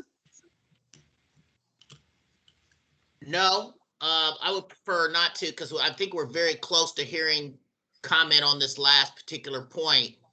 And the recommendation is, is hitting all, the four matters. So I think we should just take them all at once, if we're able to resolve this in the next couple minutes. Yeah, but I'm not sure we can take them all at once. Well, I think we can if we're going to follow the executive director's recommendation. Right, which was exactly. Yeah. Yeah, my recommendation was not made without, at least I would say, a decent amount of consideration of all the various matters that circulate around this set of circumstances. I certainly don't want to see the commission delay proceeding on matters if it has an ability to go forward. So it is with reluctance that I make the recommendation that I do. I'm sorry, go ahead. Could we give Mr. Snyder's group instructions to call in on the telephone? Right. That's right. They should be able they're to not get it swearing done. any witnesses or anything like that. So maybe they could call in on the telephone and we would hear their particular statement on this. This is a statement. We're not taking evidence or anything. I believe it said in the chat that they tried that as well. Oh. And I think sometimes if you just exit out and come back in, it will give your computer that time to reboot. So if they would be willing to try that. Did you see his comment? His counsel is appearing on video, but sound is connected to 719-2857 phone line. Can the moderator unmute that line? Chris, can you do that? Unfortunately, we have the ability to mute, but I cannot find a way to unmute a line. They may have to, if they're called in on that, they may have to disconnect themselves and be readmitted. Yeah, I'm looking at the same thing, and it talks about muting, but it doesn't give us an opportunity to unmute. You're talking about if somebody calls in on a phone line? Either way, like if I were to mute you, Ms. Cunningham, at least based on what I've looked at before, come on now. If I were to mute you, based on what I've seen on my screen, I can't unmute you. You have to do that yourself. And I'm not unmuting you. I'm not muting you. I'm not muting. I'm looking at this button that says mute all with great temptation, just saying. I'm saying we just sit here all day.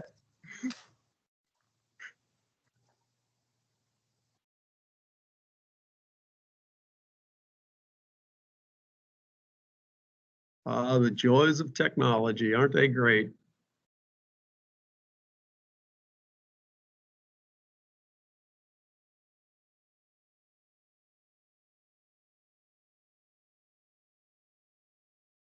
I've seen Mr. Karras off and on through the day, and he's one of the persons that's highlighted in my screen right at the moment. He probably wants to unmute himself and comment at this point as well.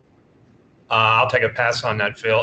If those folks in the conference room on their phone line on Microsoft Teams, it's *6 to unmute a phone. So maybe they can give that a try.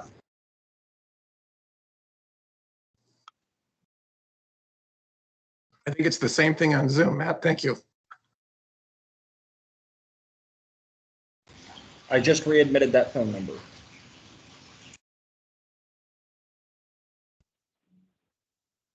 Can I be heard now? Yay! There you are, Carl. I can hear you at least. I'm sorry.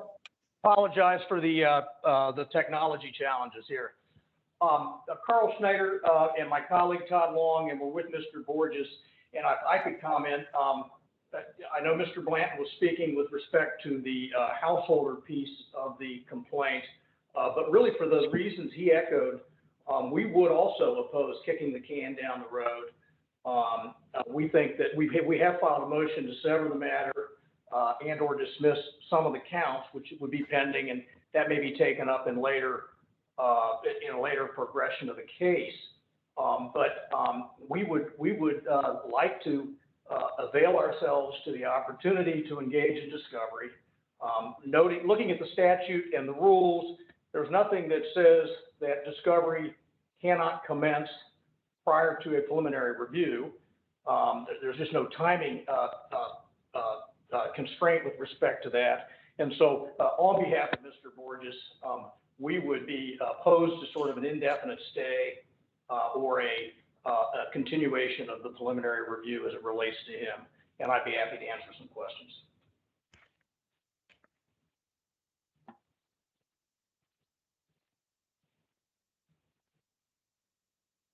Any commissioners have any questions for Mr. Snyder? Which case number does that relate to? 2020 S003. Thank you.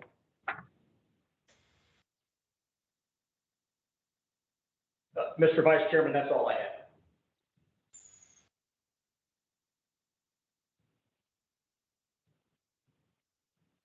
I'll just chime in briefly on to say, you know, I'm sticking with my recommendation. I appreciate and respect all of the presentations made by council today. I've heard various elements of that throughout. You know, certainly if the commission wants to act differently and move something forward, that you have the ability to do so. But reluctantly, my recommendation at this point is to proceed in the manner in which I recommended. Any other comments from commissioners before we take a motion?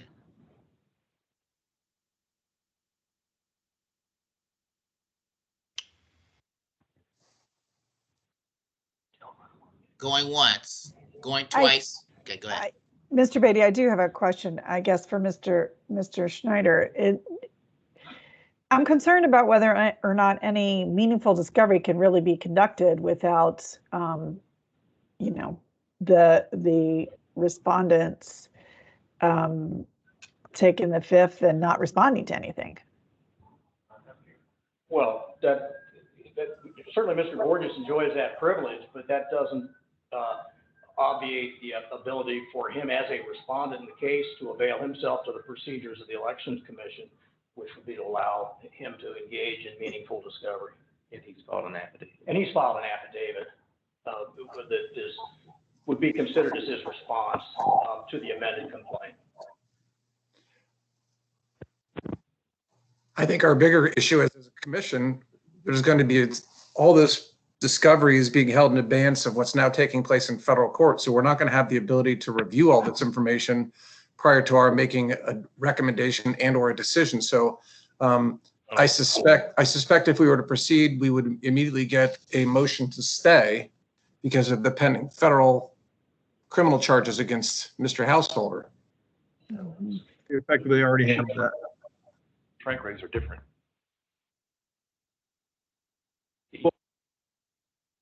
Whoops, went the wrong way. Yikes. So just to reiterate, we filed a motion with the commission a week or 2 weeks ago to sever.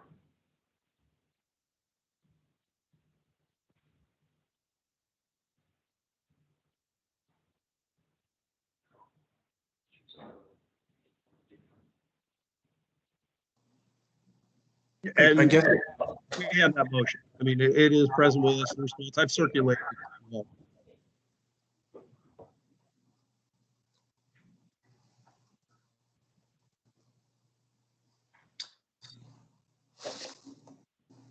Does the executive director have any more comments here as to his recommendation hearing the No. party speak? No. Okay. I'm sticking with my recommendation. Do any other commissioners have any comments at this time? Is there a motion? Commissioner Herman, I move we follow the executive director's recommendations. Commissioner Brommer, I second it. Hearing the motion made and Duly seconded. I think we should do a voice vote on this, given the abstentions or abstention. Yep. Okay.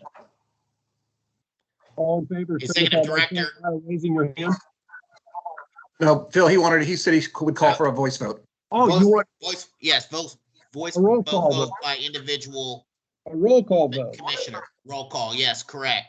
Mr. Okay, Richter, my could you call bad. the roll? My bad. Hold on. Ms. Kaufman. I saw the hand up. Ms. Tavares, No. Ms. Cunningham. You're muted. Can you repeat for me what the pending motion that we're voting on is? And who made Essentially, it, the who motion- seconded? Essentially, the motion is to dismiss Mr. Clark and to continue the preliminary review of all the listed matters to an indeterminate date in the future. And then, it's included in there, but we do it regardless. We also have to notify additional parties that were added by the Secretary of State in a letter of June 11. So essentially, we're continuing the matter and dismissing Mr. Clark. Okay. And I didn't mute you, by the way. I did. Yes. Mr. Norman, Yes. Mr. Bromer, Yes. Mr. Beatty. Yes. That motion passes 5-1 with Mr. Kreitz recusing.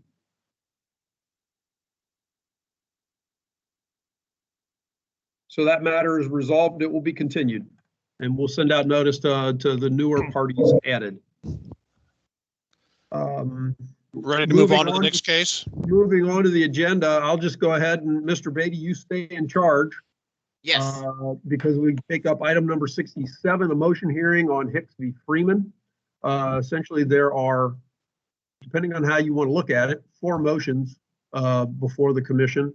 There's a motion to compel and a motion to quash by Mr. Hicks. There's a motion to quash by Mr. O'Brien. There is also a motion to dismiss that was submitted by Mr. Fry. My recommendation on that motion to dismiss would be to deny it. Excuse me, Mr. Richter. I need to make the record on this. That would help, wouldn't it? Sorry, Mr. Chairman. Go ahead. I have recused myself from participation in deliberation anyway in case 2020G-019. Thank you. Sorry about that. I apologize. I get going and I forget that kind of stuff. Sorry, Mr. Kreitz. We have Mr. Kreitz recusal. Anyway, you've heard what I've already said. An email was exchanged this morning. Even though I would recommend denying the respondent's motion to dismiss for lack of personal knowledge, Mr. Hicks indicated he might want to argue that, but it wouldn't be on today because he hasn't submitted a response, essentially. And so with the motions that we have before us at this point, as the complainant, I believe Mr. Hicks would go first, addressing his motion to compel and or quash both. Mr. Bry would be responding on behalf of the respondent, Mr. Freeman. Then we would take up Mr. O'Brien's motion to quash and then consider how we want to proceed into the future, whether we want to delay the proceedings that are currently scheduled for July 15th and instead have another motion hearing or go forward from there. Mr. Hicks, I would ask, I can't see him. All I see is a CH. Are you all able to see him or not? I can, Phil. But Mr. Richter and Mr. Acting Chair, I might mention, and I don't want to delay anything, but I did see that we had a comment that there was somebody here on 2021 R086, which will take us like probably a minute or two to dispose of. I didn't know if you wanted to call that out of order or just have them wait, or whether that's just me, but that was a comment from 11:54 a.m. this morning. Yeah, Mr. Hughes did bring that to my attention. That's on the continued list. I'll state that at this point because we did not have service. There wasn't sufficient service on any of the parties to that case. So I am at this point recommending a continuance based on service. I guess I would say to reach out. It's Barry Bennett, who is the listed treasurer for the committee. If the reports have not been filed, and my understanding is they have not, rather than deal any further with us, he should probably just take the opportunity to go discuss the matter with the Board of Elections, file the reports. It will be continued to a later date and he'll be notified. Sir, my name is Barry Bennett. I have filed those reports. Okay, well, because I didn't have service, I didn't check back with that with the Board of Elections. Okay, I guess if you wanted to try and deal with it then, Mr. Chairman, we could do that. I apologize to Mr. Hicks and other council. I mean, we'll wait. I mean, what's easiest for you? I mean, I can only tell you that I have filed those reports. Let's just, it sounds like we could be able to dispose of this very quickly. Let's go ahead and move forward with it now. Apologies to the parties coming forward, but I think that Yes, we Mr. can Richter dispose of this. apologized. Well, yeah, but I guess the other thing I would say though is, you know, we would have his testimony that was that the annual report was filed. If he makes a statement, you know, a statement on the record that that's the case, you know, I guess we could accept that, but unless he has a copy that he could share by sharing his screen. Chris, are you working to bring up Mr. Bennett, please? Don't we have to verify with the Board of Elections that it was actually filed? I have no issue with continuing to a date certain. So Okay, make that's sure all fine. those things are, but I'm suggesting that if we're going to do that, let's just do it now so we can dispose of it and let the parties argue the motions. Yeah, I would want some sort of a assurance that the reports have been filed, and I don't have that. Okay. Understood. So I'm going to suggest maybe, particularly with the consent of Mr. Bennett, that we just continue it to our July, if everything's been done, to our July 15th meeting. Could you just put that in the form of a motion? I will. Thank you. If you recognize that as on the agenda now and out of order, I'm happy to do that, Mr. Beatty. My apologies, but yes. Okay, hold on. I recognize this particular matter to be heard out of order on the agenda. Okay, Mr. Beatty, I make a motion that case number 2021 R-086 relating to Lee Barbie be continued until July 15th, 2021 at our next meeting. Second. Ms. Tavares seconded. Hearing the motion in the second, all commission members, please indicate their approval by raising their right hand, please. Yes. Aye. Aye. That motion passes. Okay, we will go back to Hicks versus Freeman. And I believe Mr. Richter, we were about to hear from Attorney Hicks.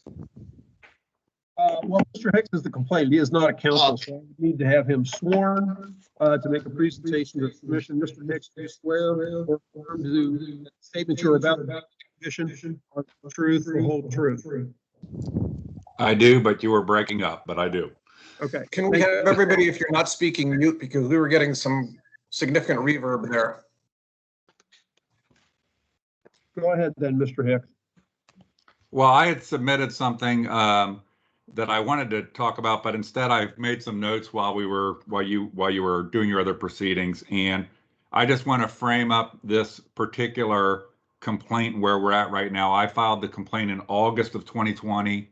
There was a December hearing that you guys had. It was held over for a full hearing.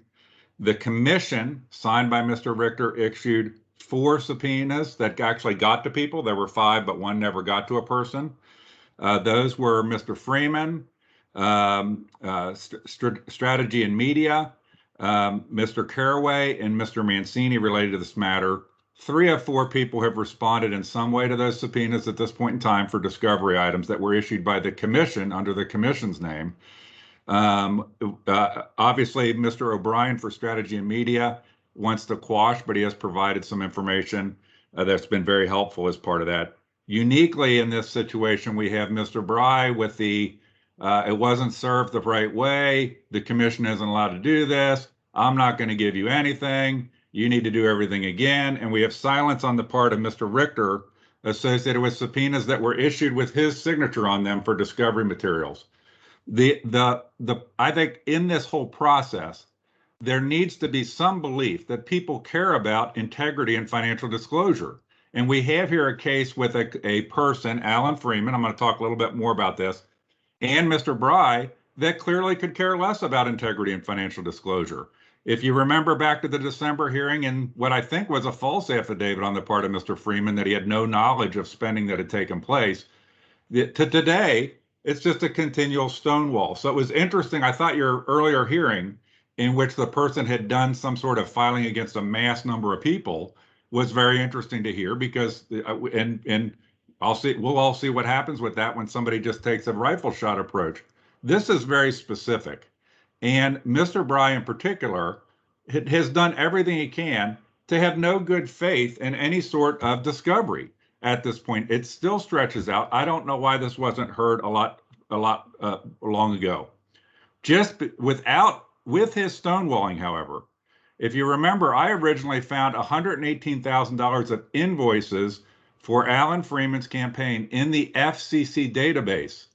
There was a question, the dog ate my homework, those weren't for me, in December. Turns out Strategy and Media has come forward with $138,000 worth of invoices. I apparently missed a few that were related to Alan Freeman's campaign. And Mr. Bry, while stonewalling me on discovery, if you read some of the stuff that I've sent to you and put in my filings, whilst completely stonewalling discovery on this idea that if it wasn't served the right way, it doesn't count. And the commission doesn't have the authority to issue subpoenas under its own seal. That's his argument. At the same time, this guy is filing into the Secretary of State's office a one-page letter indicating that they knew that Constant Content said they spent $290,000 on Alan Freeman's campaign. I think there's already enough stuff here in terms of a pattern of corrupt practices that had took place on this that effectively thwarted any sort of laws associated with campaign finance. Where did the $300,000 come from? Remember all this, Mr. Bry's idiotic assertion that I had no personal knowledge when I filmed Luke Householder doing work for the Freeman campaign, when I filmed candidate Freeman talking about mailers in his bulk mail program, when I went and got all the information firsthand to be able to see find the invoices.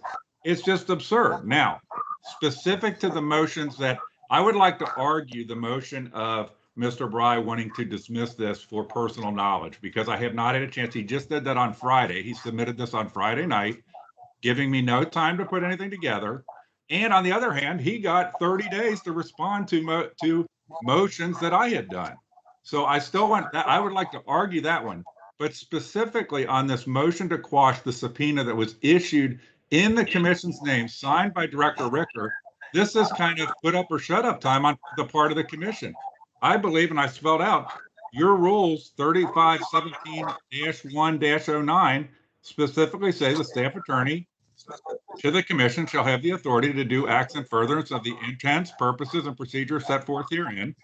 And then I think probably a part that Mr. Bry hangs his hat on, but I'll read it. It says, unless otherwise permitted or required by these rules, Ohio civil rules shall apply to the proceedings before the commission. All discovery subpoenas shall be issued by the requesting party as provided in the rule 3517-104. I just want to point out again, the subpoenas weren't issued by me. They were issued by you, the commission. And you have Mr. Bry here in just a shameless attempt to stonewall, basically saying, I'm just going to block this because I don't like the way it was served on my client, Alan Freeman, because a sheriff's deputy served it. It's illegal, and I'm not going to do anything, and I'm not going to have any good faith, and I'm not going to give you one page. And I just want to give an example here. I know Mr. O'Brien's making the same argument. I actually think his argument has merit because Strategy and Media is not a party to this. Okay, so that's a different thing. There was a subpoena issued to somebody who is not a party. but Ron O'Brien and Strategy Media have already provided documents. They've already provided an affidavit from Strategy Media. The two other people that got subpoenas, Steve Caraway and RJ Mancini, they've already responded to that. We have this unique situation in which one person, Alan Freeman and Don Bray, apparently thinks they're above the law and above the commission, and more so above good faith. Above good faith. This process relies on people having good faith to want to disclose stuff. So I think that this commission should deny any attempt on by Mr. Bray to quash and send a signal that this is bullshit. We are not going to allow attorneys to try to thwart the authority of the commission in a subpoena issued by the commission, signed by the director of the commission. What I love about Mr. Bray bringing this up, though, is it's raised attention, I think, across the state on the nonsense that goes on here, where you have this blurry line between the regulator and the regulated when there's a few attorneys that repeatedly appear before you on these type of matters. As far as it goes to Mr. O'Brien in Strategy and Media, I appreciate what they have provided so far. I think they have acted in complete good faith, and I have no issue with other portions of that subpoena being quashed.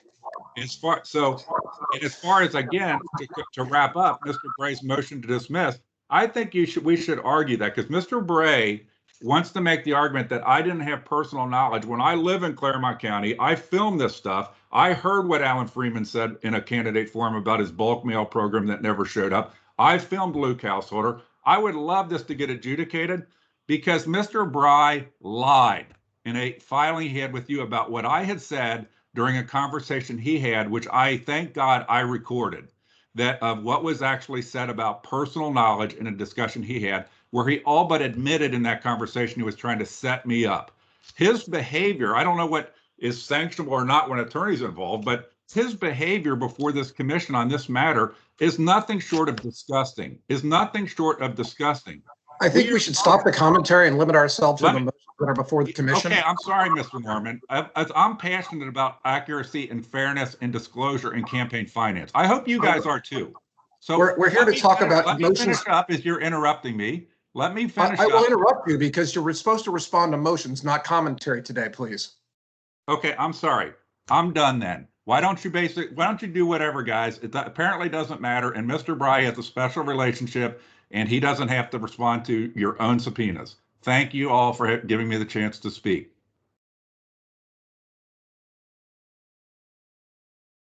Okay. May it please the commission, my name is Donald Bry, I represent Alan Freedom, the respondent. Hold on. I'll stop you there just a second, Mr. Bry. Are there any questions of commission members for Mr. Hicks? That would be first before we go to allowing you to speak, Mr. Bry. This is Commissioner Cunningham. I have a couple of questions. So we have before us from Mr. Hicks, I think Commissioner Norman was kind of getting to this. We have a motion to compel and for sanctions against Strategy Group Company Strategic Media Placement. Is that correct, Mr. Hicks? You kind of said you didn't have any issues with them, but I think you have motions before us about them, and they filed motions contra, right, and they're a non-party. So I know in their response they said the information was provided. So I'd like to. I mean, I know you're arguing a lot of things, but I sort of want to focus in on that one and see what the issues are, if there are any, if you're withdrawing your objection, or how we as a commission need to deal with just that non-party in this moment. Okay, I have no further issue at this time. Strategy and Media and Ron O'Brien have provided me with information, including some more information just this past Friday. So at this point, I have no objection to the quashing of any remaining part that they've not responded to the Strategy and Media subpoena that was issued by the commission. Okay, so do you want to withdraw your objections to that at this point in time? Is that what you're saying to us? Yes, if that's the appropriate thing for me to do, yes. So. Okay. Now, Mr. Chairman, I sort of leave this, Mr. Acting Chairman, Co-Chair, Vice Chair. Let me interject quickly, Ms. Cunningham, just to say, Mr. O'Brien, who was counsel there, has raised his hand. I don't know, I Understood. apologize for interrupting you, but, we may want to hear from Don't him. interrupt me, Anyway, go Phil, ahead. because I was gonna kick it back to the chair to say, council is here for that party, Mr. O'Brien, and do we want to take on that now, since there's a request for dismissal, allow him to address it, so at least we can narrow some issues and then move forward. That would be my suggestion, but I am not the chair of this meeting, so, Mr. Beatty, I leave it to you. I'll take your suggestion and allow Mr. O'Brien to address the commission right now. Thank you. Thank you, Vice Chair Beatty and members of the commission. At the risk of making the mistake of talking when it's not necessary, at least I want to take this opportunity to say I filed a concurrent motion to quash the subpoenas that Mr. Hicks issued, and at least in the context of what he has suggested, that he's satisfied with our compliance to date. There were service issues, but we went beyond the service issues to try and in good faith resolve the issue because we view ourselves as a bystander and a vendor in this, and set forth that the motion to quash, as well as the affidavit of the COO filed Friday. So at least I would concur with Mr. Hicks's suggestion that his motion to compel should be denied or withdrawn, and at the same time ask that my motion to quash be granted.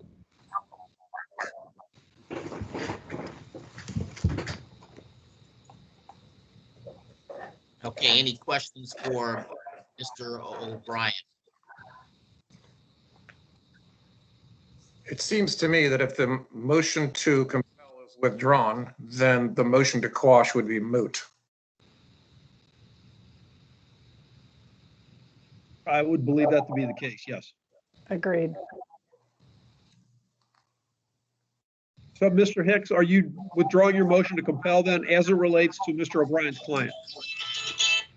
Yes. Okay. Then that just clarifies Mr. Norman's point. Okay, well, thank you for the attention of the commission, and I will leave the meeting unless other information is required from me. Mr. Richter, do we need a motion and a second on that since it was set for hearing? I don't know. To allow him to withdraw. I would probably say this was just for a subpoena that was issued with allow him. the withdrawal. Sorry, Phil. I would say yes. Why don't we go ahead and move to allow the withdrawal? Make a motion to that effect. So moved. Second. Is there a second? Second, Ms. Kamara, second. Or no, No, Ms. Kaufman. that was Ms. Kaufman. Sorry about that. I got it. Hearing a motion in a second. Would the commissioners at this time please issue their vote by raising their hand and saying aye? Aye. Not Aye. Executive Director. I'll always vote. That motion passes 6-0. Okay. Now, do we now- need a motion to declare the motion to quash moot? I think by virtue of the fact that the motion was withdrawn, I think the right. I would tend to motion agree is. with that. I mean, we could do it, but I would tend to think if the motion to compel is withdrawn, the issue's done. So we Well, can at least move on. the subpoena is still outstanding. Yeah, he had a motion to quash. He asked to have it enforced, so at least I think that I'd prefer that he be permitted to withdraw it by a vote, and that way there's no question that we have no further duties or obligations with respect to subpoenas. I think we need to have him then say he wants to withdraw the subpoena as opposed to us making a vote, because he's only said he wanted to withdraw the motion to compel. Right. I think that's the key, is if the subpoena is withdrawn, then everything becomes mute. Otherwise, you should grant Mr. O'Brien's motion to quash the subpoena, one of those two things. And at least I would say, as Mr. Hicks noted, it's not a subpoena per se, it's a subpoena issued by the commission, signed by the executive director. Right, it's not my subpoena, it's your guy's subpoena, signed by the commission. Well, but you were the one that requested it. We acted based on your request. It's still your subpoena, Phil. You So signed just- it, it's issued in the name of the commission. For clarity It's of the gonna be record, important for later. It's your guy's subpoena. I didn't sign. You signed it, not me. That's the way you I told moved me it was supposed to work. You issue subpoenas, not me. I move to quash the subpoena. second, Cunningham. Okay, having heard a motion and a second, how did the commissioners vote on this particular issue? By the affirmative, please raise your hand. Aye. Aye. Aye. That action was unanimous.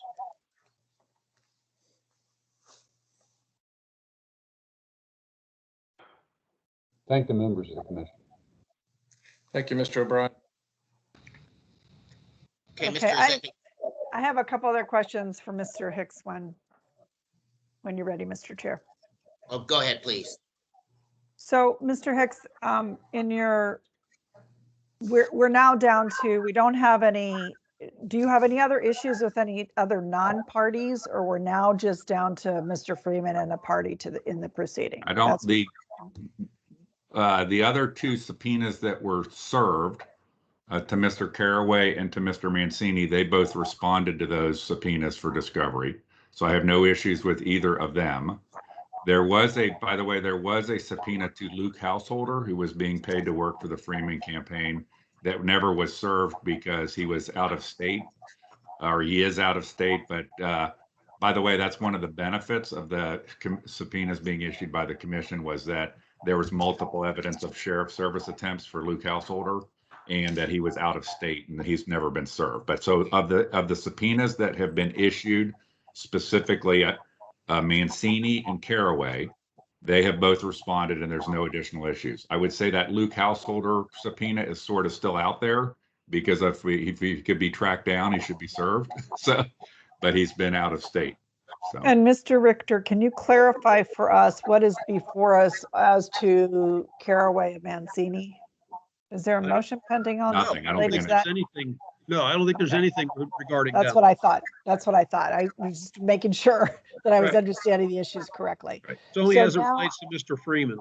Okay, so now the only thing that remains before us is your motion to compel him for sanctions and or contempt against Right. Mr. Freeman.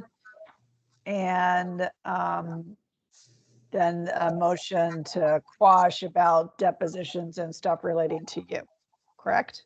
Correct. Okay, And also a motion to dismiss. well, but that's not his motion. Right. No, That's- correct. That's Mr. Right. Freeman's motion. So as it relates to Mr. Hicks, we now have before us two motions relating, and I know Mr. Bright, sorry to interrupt, but I know you're going to address all of this stuff. I just want to get clear in my mind the issues so that we can be sure that we're appropriately addressing them.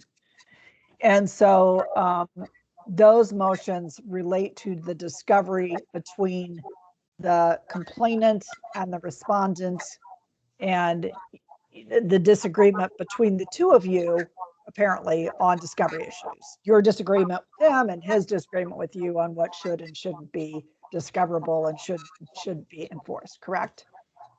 Well, when it relates to him, remember, they've provided zero in discovery. So we're not even to Okay. the point of All arguing right. about what was in and out of scope. Mr. Bry's on the point of it's illegal to do because it was served as a subpoena and they're Okay. ignoring everything. I understand that you have legal arguments about that, but your argument is he needs to give me discovery. Correct.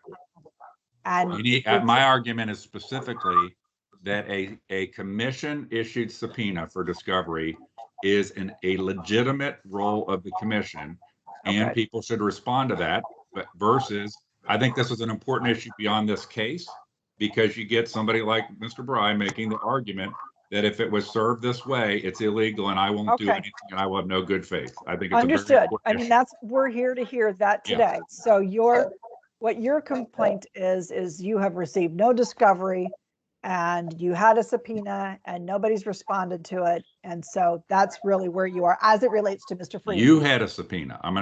You had a commission issued subpoena signed by Well, the you director. asked, yes, but you asked for the subpoena. We don't issue subpoenas unless somebody asks us Well- to do that. It doesn't matter. It's your subpoena once you sign it. Okay. Not my subpoena. Once it's been reviewed by the commission Okay. and issued, it's We your can subpoena. agree, we can agree on that issue. We don't need Okay. any more argument Okay. about that issue. You asked us to issue a subpoena was issued, it hasn't been responded to, and you want enforcement of that. Fair Correct. statement? Correct. Okay. And that relates to discovery that you're asking from Mr. Freeman. Correct. And just as a timeline, I believe that was issued in March. That subpoena was issued in March. Okay, and it's Understood. been back and forth, and now we're sitting here in June. Okay, understood that. Okay, so, and that really is what we're talking about now. On this particular, I mean, there's other things we can talk, but this one, On this this is the key issue, thing. on your motions issue, that's what Right. we're talking about. Correct. Okay, all right. Thank you, Mr. Chair. I don't have any more questions at this time. Thank you. Mr. Executive Director, where should we go next on this? We've kind of. Yeah, well, if nobody else has any questions of Mr. Hicks, then we would hear from Mr. Bry. Right. Could I ask for a 5-minute recess? Okay. No. Okay. Given you guys have been on here for almost 3 hours, I can understand the need for a 5-minute recess. No, certainly. I mean, if that's what everybody wants to do, let's go ahead and do it. Well, it seems we're going to take a step in another direction. I could just use 5 minutes if I could. Yeah. Okay. Thank you. We'll see everybody back at about 10 till 1. All right.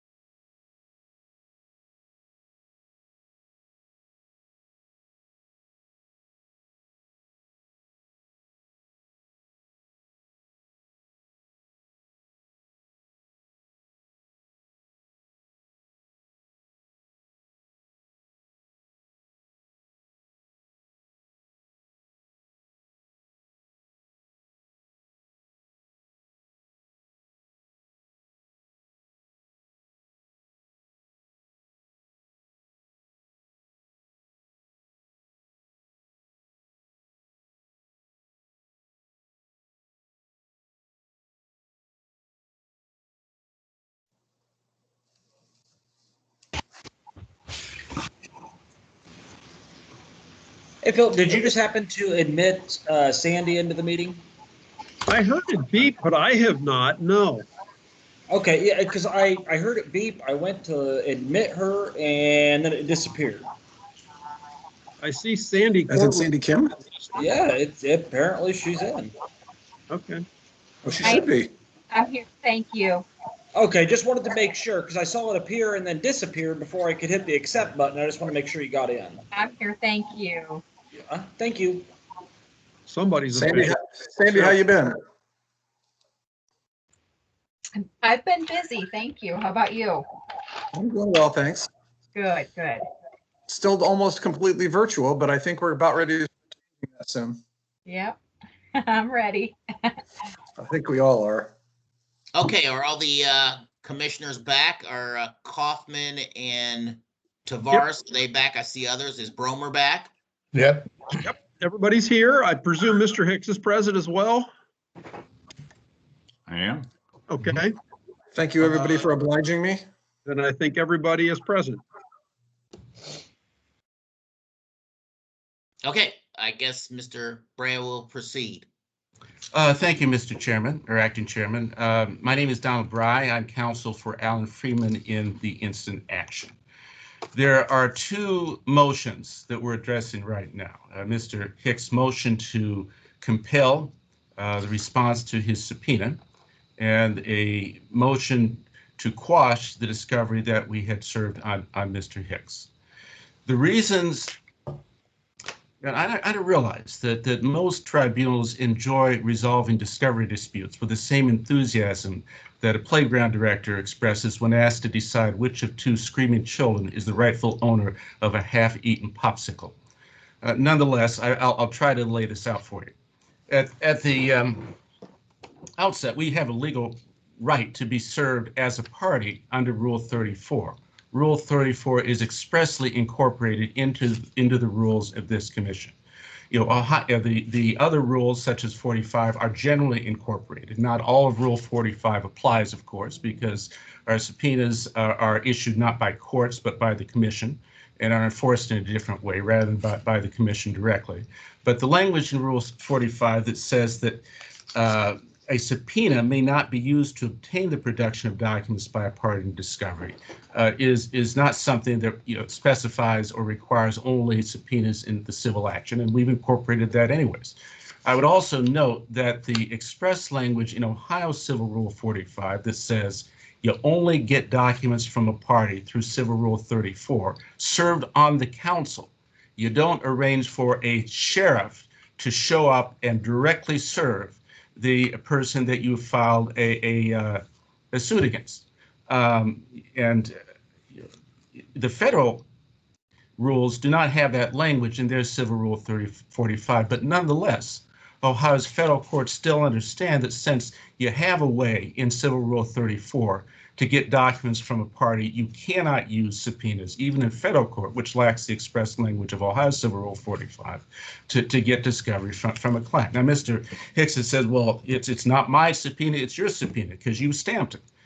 Everyone who files a subpoena or serves a subpoena in court has it stamped by that court. You can say in the same way it's the court subpoena, not the party subpoena, but obviously it's the party subpoena. Those subpoenas didn't ask the documents be sent to the Ohio Elections Commission, where I would know without having to rely upon the good faith and integrity of Mr. Hicks that I got everything he got. Those subpoenas asked that those documents be served on him. And that may be fine with respect to third parties, particularly if you're dealing with a lawyer who's bound by the Code of Professional Responsibility. But we had a subpoena that was served by a sheriff on my client that asked him to respond in writing to interrogatories and also to produce certain documents. We're not talking about the interrogatories because I think even Mr. Hicks knows that that was illegal for him to ask a respondent in a case by subpoena to respond to questions. We have a right not to testify unless and until we want to. And we don't want to right now in terms of responding to any questions Mr. Hicks might ask us. But in terms of documents, the question is, okay, suppose it was illegal or invalid to have a subpoena issued rather than doing it by document request. Isn't that really a distinction without a difference? Why don't you just give him what he asked for, or what you think he's entitled to? And initially, we were thinking about doing that. And why didn't we do that? Well, there are a couple things that over a couple weeks became readily apparent to me.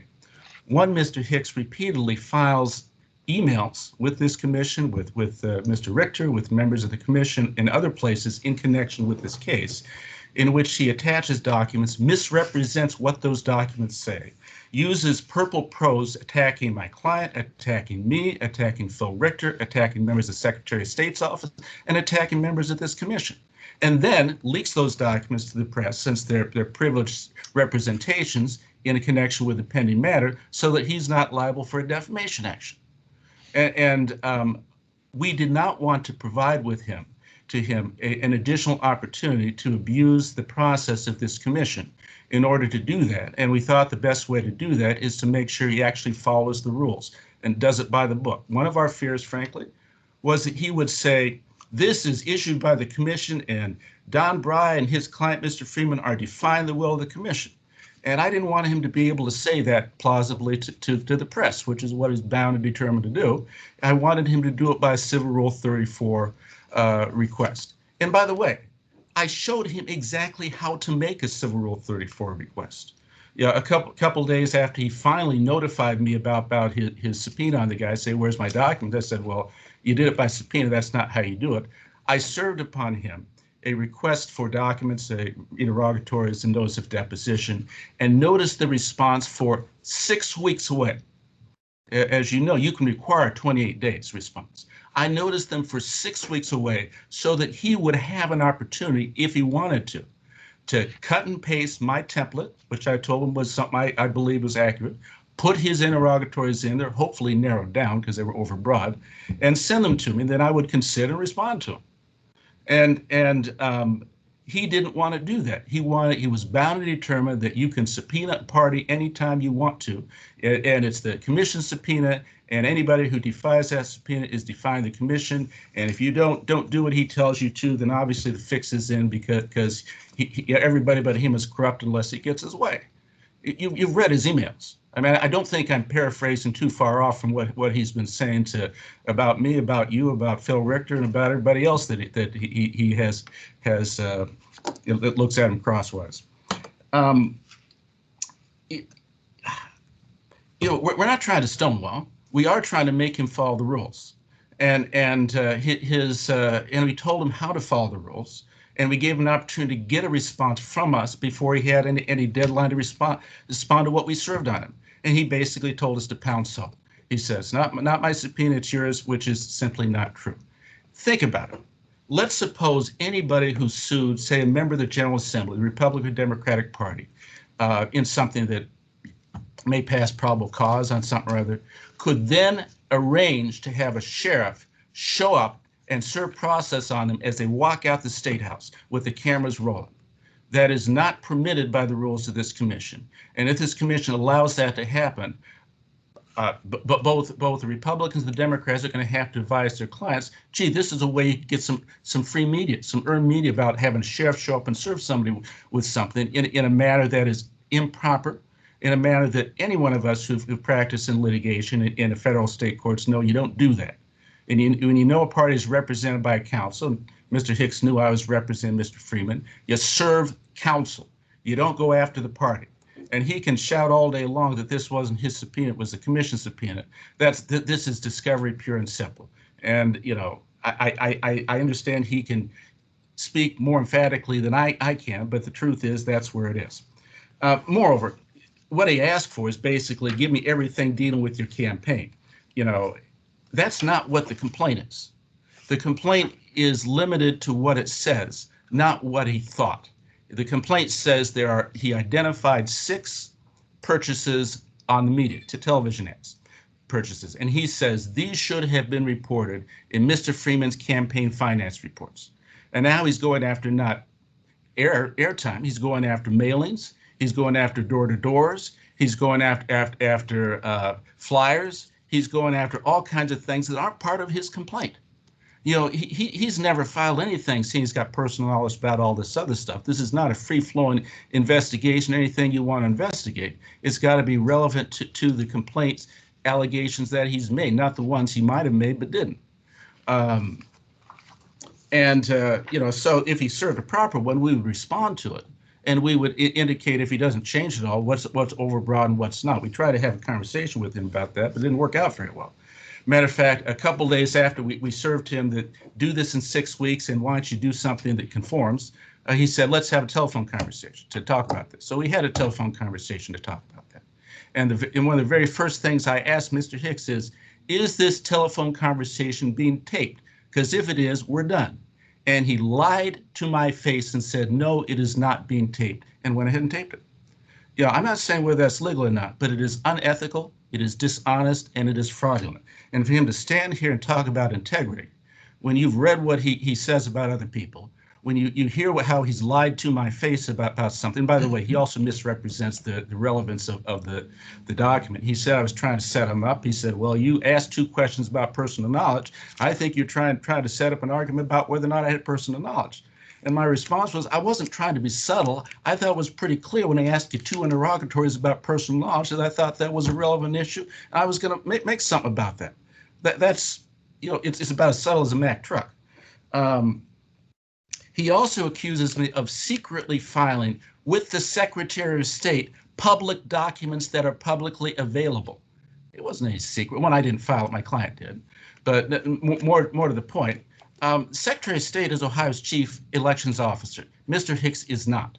And we've had communications with the Secretary of State that eventually, if this thing comes to here, and we'll talk about that, we'll talk about how this has all been sorted out, not just my communications with Mr. Richter, about you don't have to report something if you don't have an invoice, but also my ongoing communications with the Secretary of State's office about that. But I don't have any duty to include Mr. Hicks in any phone conversation I have with the Secretary of State's office, and I don't have any duty to copy him with things that are publicly filed for anybody who wants to look on the Secretary of State's office website to track down. And yet this is what he characterizes as underhanded information. He has also moved to quash our discovery. And of course, he accuses me of bad faith, as he always does, because apparently he's got a hammer and everything looks like a nail. Once again, he said, I can't have his deposition, among other reasons, because I can only serve his notice of deposition by a subpoena. You know, and I'm just sort of looking at that and saying, no, you can't do it by subpoena unless you're a non-party. And a notice of deposition, you know, that rule is also incorporated here. That's how you notice a party for a deposition. Now, generally, my experience has been when I notice someone a deposition, I send a notice of deposition for a date and say, if this date doesn't work with you, let me know one that does. And I did that with Mr. Hicks. I also initially set it for my office, and usually if they represent my counsel, they say, you can't have it there, but you can have it in my office. And we will have a table, we will have all the things you need to do it, and that's often what's done. You know, Mr. Hicks said, okay, this counter, that counter, someplace in between. He didn't want to come to Columbus, and that's an arguable point, frankly. Should he come to Columbus or should I come to Claremont County? Should we come to someplace in between? My recollection was he suggested maybe we could do someplace in between. I noticed someplace in between. He didn't like that either. He said, well, we can do it by Zoom. So I noticed him by Zoom and also sent a second notice in person on dates that he previously cleared. That now there's a problem with, apparently, although it's moot since the motion to quash kept him from going forward. And I mean, I don't know what to do with this guy. You know, I can't talk with him because he will lie about whether it's being taped, and he will take an excerpt of it and publish it out of context and misrepresent what it says, like he just did. I want to depose him. I'm concerned that if I go down to Claremont County, he will just rant and rave and pound the table and say how you know I've got to fix it, and the Elections Commission is incompetent and they won't force their own subpoena, and Phil Richter and I and my client, the Secretary of State's office, are all corrupt, and it's a terrible thing for righteous people like him to have to put up with. You know, am I misrepresenting what he said? Am I embellishing what he said? You've read the emails. He's emailed you directly. If a lawyer did that, that's sanctionable. He's taped a conversation. We'll say he had. If a lawyer did that, that would be sanctionable. He has directly communicated with my client. by having he arranged for a subpoena to be served on my client by a sheriff. A lawyer can't do that. A judge would not be amused by that if that happened, and I would respectfully suggest that you not be amused either. The responses to the discovery request, it's interesting. I don't really care whether my motion to dismiss is argued today or argued later. If he wants more time to respond, give it to him. But the reality is, he said, I can't respond to your questions about personal knowledge because I need you to define what personal knowledge is. I don't know what personal knowledge is. And then he files something saying, oh, I've got all these bases of personal knowledge. Well, fine. Give that to me in response to the discovery request. If you know what personal knowledge is, you can respond to that discovery request. If you don't know what personal knowledge is, then maybe the complaint should have been dismissed to begin with because you never swore to personal knowledge. You aren't even familiar with those terms. You can't have it both ways.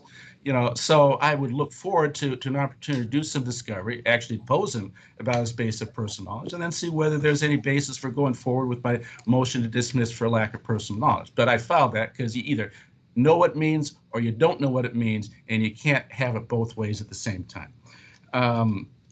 You can read my interrogatories and document requests. They're fairly narrow. I rewrote them because he asked me to entirely rewrite them. So I rewrote them, and he still didn't like them. I'm kind of at wit's end with this guy. I'm sorry. I'm not trying to be. I am being pejorative, but I'm not trying to be pejorative. It's just, it's a challenge dealing with someone who is convinced that whenever you say something to him, the opposite must be what he presumes. I've had aggressive litigators on the other side, and I've made friends of them. I've actually enjoyed the company of Don McTighe, of Rick Bruner, of other people that we've had really contentious arguments with back and forth because they're lawyers. You fight and you fight hard, but you fight fair. And